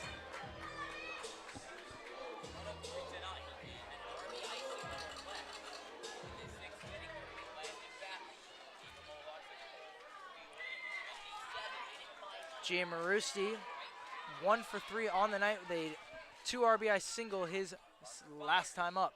First pitch of the at-bat's a fastball, and that's some paint right there, 0-1. Well job placing it on the outside edge for Parker. Able to catch Giamarusti looking on that one, thinking it's the ball. 90 miles an hour on that fastball. Parker bringing the cheese out of the bullpen. Time is called. There will be yet again a offensive move here, as there will be a pinch runner for Cade Bush. Enter Florida State teammate number 10, Connor Bush. Connor Moore, I believe. Connor Moore, excuse Yes, me. you yes. got Cade Bush and Connor Moore mixed up. Cade Bush, Connor Moore, Connor Bush, Cade Moore, who cares? Still Florida State Seminoles. Amen.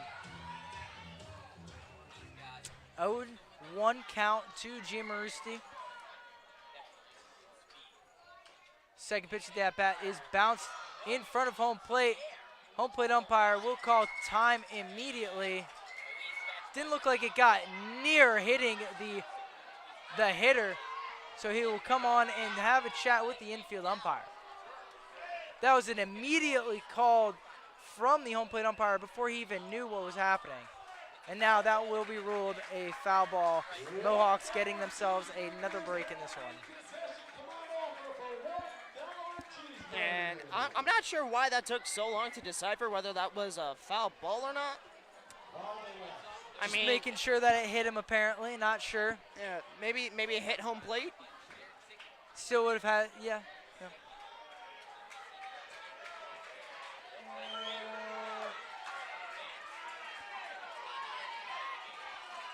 The 0-2. That one is bounced into the Stallion dugout. Giammarusti doing everything he can to stay alive here with 2 away.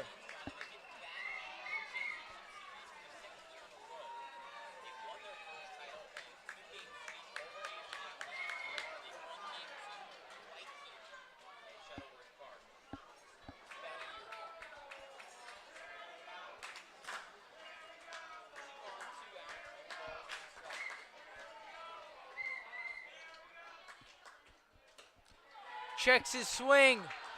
No, he didn't. 1 ball and 2 strikes. That looked like it could have been well painted on the corner, but Parker just missing upstairs.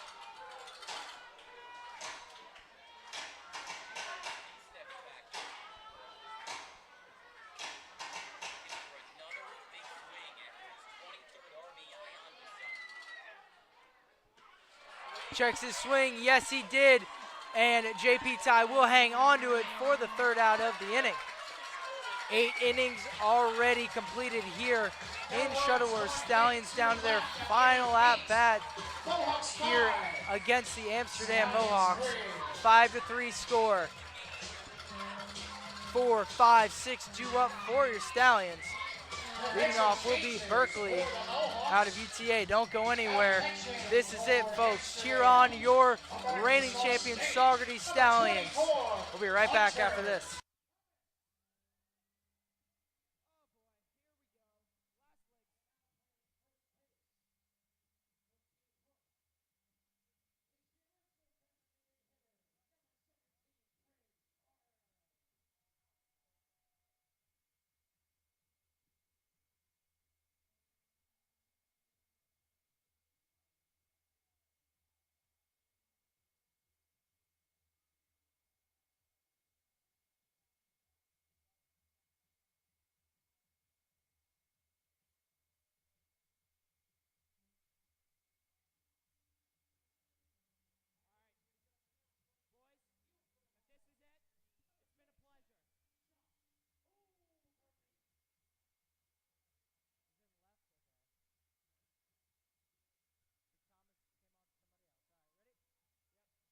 Welcome back to the Ulster Savings broadcast booth.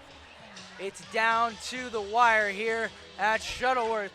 Saugerty faithful have driven out in droves to cheer on the reigning champion Stallions. They are trailing in this one 5-3.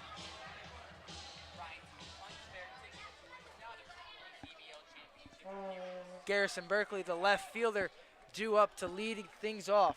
This half inning brought to you, of course, by Ulster Savings, your full-service bank from checking to loans, insurance, and investment services.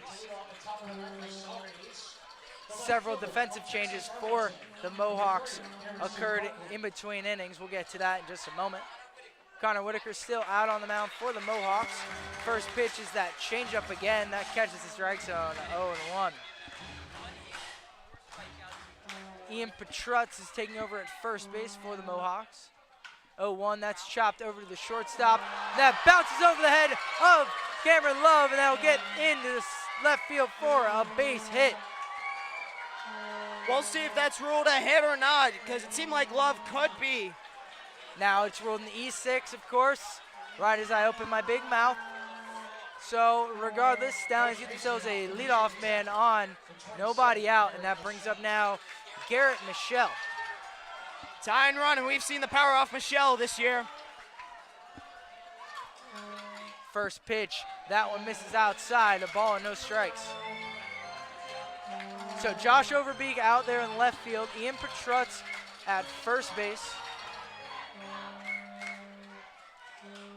That pitch is a fastball, and it's ripped down the left field line, foul.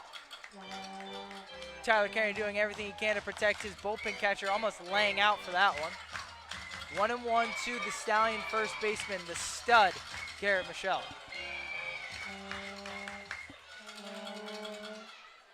The 1-1. That is popped up and out of play down that third baseline. So Michelle down in the count now, a ball and 2 strikes. Michelle staying alive in this at-bat, been very aggressive, trying to foul balls off of Whitaker. Ball and 2 strikes, nobody out. Swing and a miss from Garrett Michelle, and it bounces away from Thomas, but first base is occupied. So Michelle will go down swinging for the first out of this top of the 9th inning. That brings up now J.P. Ty out of Georgia Southern.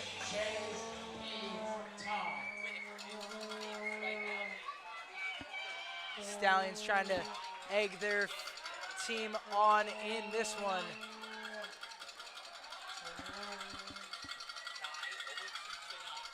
Road to repeat is going through Amsterdam this year. The 1-out pitch that's popped up and over the grandstand, 0-1.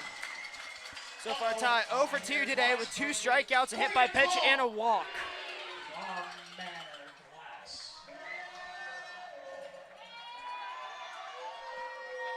Did come around to score back in the 4th inning. Checking on the runner in Berkeley. He gets in there safely.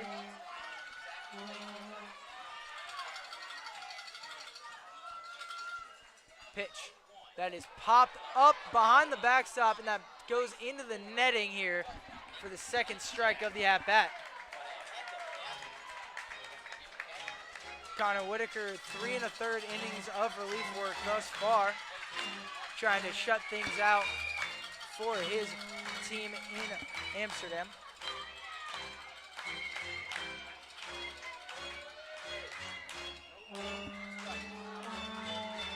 Oh, 0-2 count.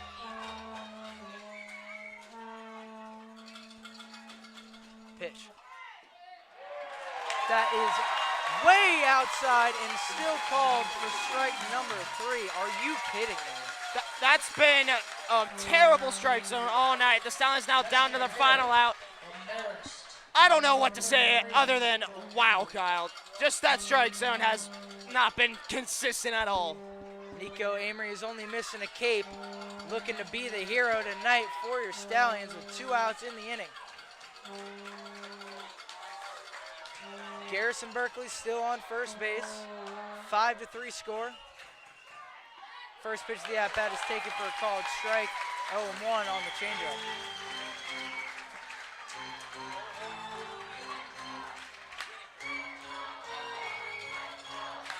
Praxi V-Hill chucking some down in that Stallion bullpen, hoping to see him tonight.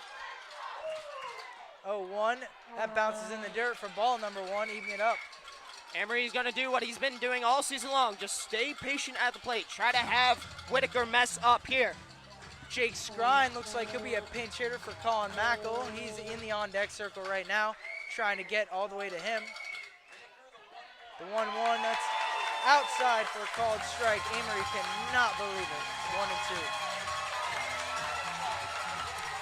Amory's got to get aggressive here. If he wants the Stallions to stay alive, he needs to register a big hit. A ball and 2 strikes to the Marist College catcher, tonight's designated hitter. Beautiful sack bunt his last go around, trying to do a little bit more this time. 1-2, that's a breaking ball, and that bounces in the dirt. Thomas fielding that one on a knee, 2-2. Emery's going to stay a little bit patient here, waiting for his pitch. Taking his time, stepping out of the box, stepping straight into it here. Whitaker gets a sign from Thomas, the 2-2. Matt Amory able to fight that one right off the fist of the bat, keeping it at a 2-2 count here. That just hit the top of the grandstand roof here. 2-2 count. Anxiety in the Ulster Savings booth is at an all-time high. Whitaker coming set, payoff. And that one's fouled straight back into the backstop. So Amory doing everything he can to get something to hit here with 2 outs. Amory doing his best, keeping the Stallions in it for just a little bit longer.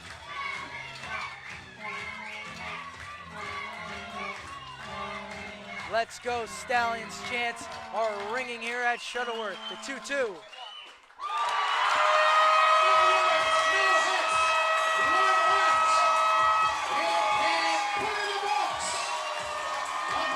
Right there is your ball game. It is your season. Stallions lose this one 5-3. Won't blame it on anything, but several questionable calls throughout. Regardless, your Stallions put up a magnificent effort here in this one. The Mohawks were able to come back in that 3-run 6th inning to take the lead 5-3. And they never looked back. So the road to repeat finally and officially ends here. And the Ulster Savings broadcast booth, their season also ending here. It's been an incredible season. There's been some highs, there's been some lows. We've got to make some incredible relationships, some awesome friendships with these guys. The coaching staff has been wonderful to us. The guys all around the league have been fantastic all year long. I had a fantastic summer myself with these two next to me, as well as everybody at Cantine in Rob Vanderbeck, Alex Morris, Cole Nacarado, Nick on the camera. We absolutely loved every bit of this summer. Absolutely. I mean, the hospitality that the Saugerties Stallions and all of the Saugerties community has brought to us, just some college kids here from all around the nation. Colin Mackel, Florida native. Logan Brandis from the island here in New York, Long Island itself, and myself, John Drager, from the land of Western Pennsylvania. You gave us all an opportunity to broadcast your fantastic, wonderful team. And from the bottom of my heart, and I believe the other guys, I just want to say thank you for the absolute wonders that you brought here for the last 2 months from us. We can't thank you enough. Yeah, guys, just a great road all season. I know I couldn't be on the call today, but sitting right next to you guys the entire time. And Stallions started out 1-7. They were down in the dumps early on in the season at the basement of the East Division. Then they went on this incredible run to make it right here in this semifinal matchup. And we're winning most of the time against the Amsterdam Mohawks. It was really an incredible ride all season long. And I, for one, am very happy to have spent it with you two right next to me. Couldn't have said it better myself. One last huge thank you to Kevin Hinchy, of course. He is our boss, but that guy has been so incredible to each one of us. He's provided us with an incredible opportunity to hone our craft, to learn a lot more about the game and the behind the scenes of broadcasting. We hope that we brought you a little bit of joy each night with our back and forth banter. We hope that you learned something from us. And I want to give one more quick thank you to Rich Doobie. Without him, I would have never been in contact with Kevin Hinchy. And I'm going to be forever indebted to this team here in Saugerties. Absolutely. I have to thank Jake Starr and Logan Barandis over here for giving me the opportunity to do what I love and broadcast sports on a very big platform. So to those two, thank you, Logan. Jake Starr, thank you very much. Jake Starr, one of my roommates in college last year, wouldn't have heard about this opportunity without him. He was a broadcaster last year and just brought me in to this wonderful town, wonderful community, and I'm grateful for every second of it.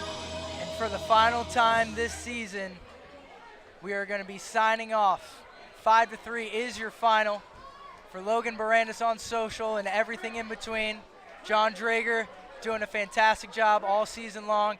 I'm Colin McMullen. We'll miss you, Saugerties. Have a great night.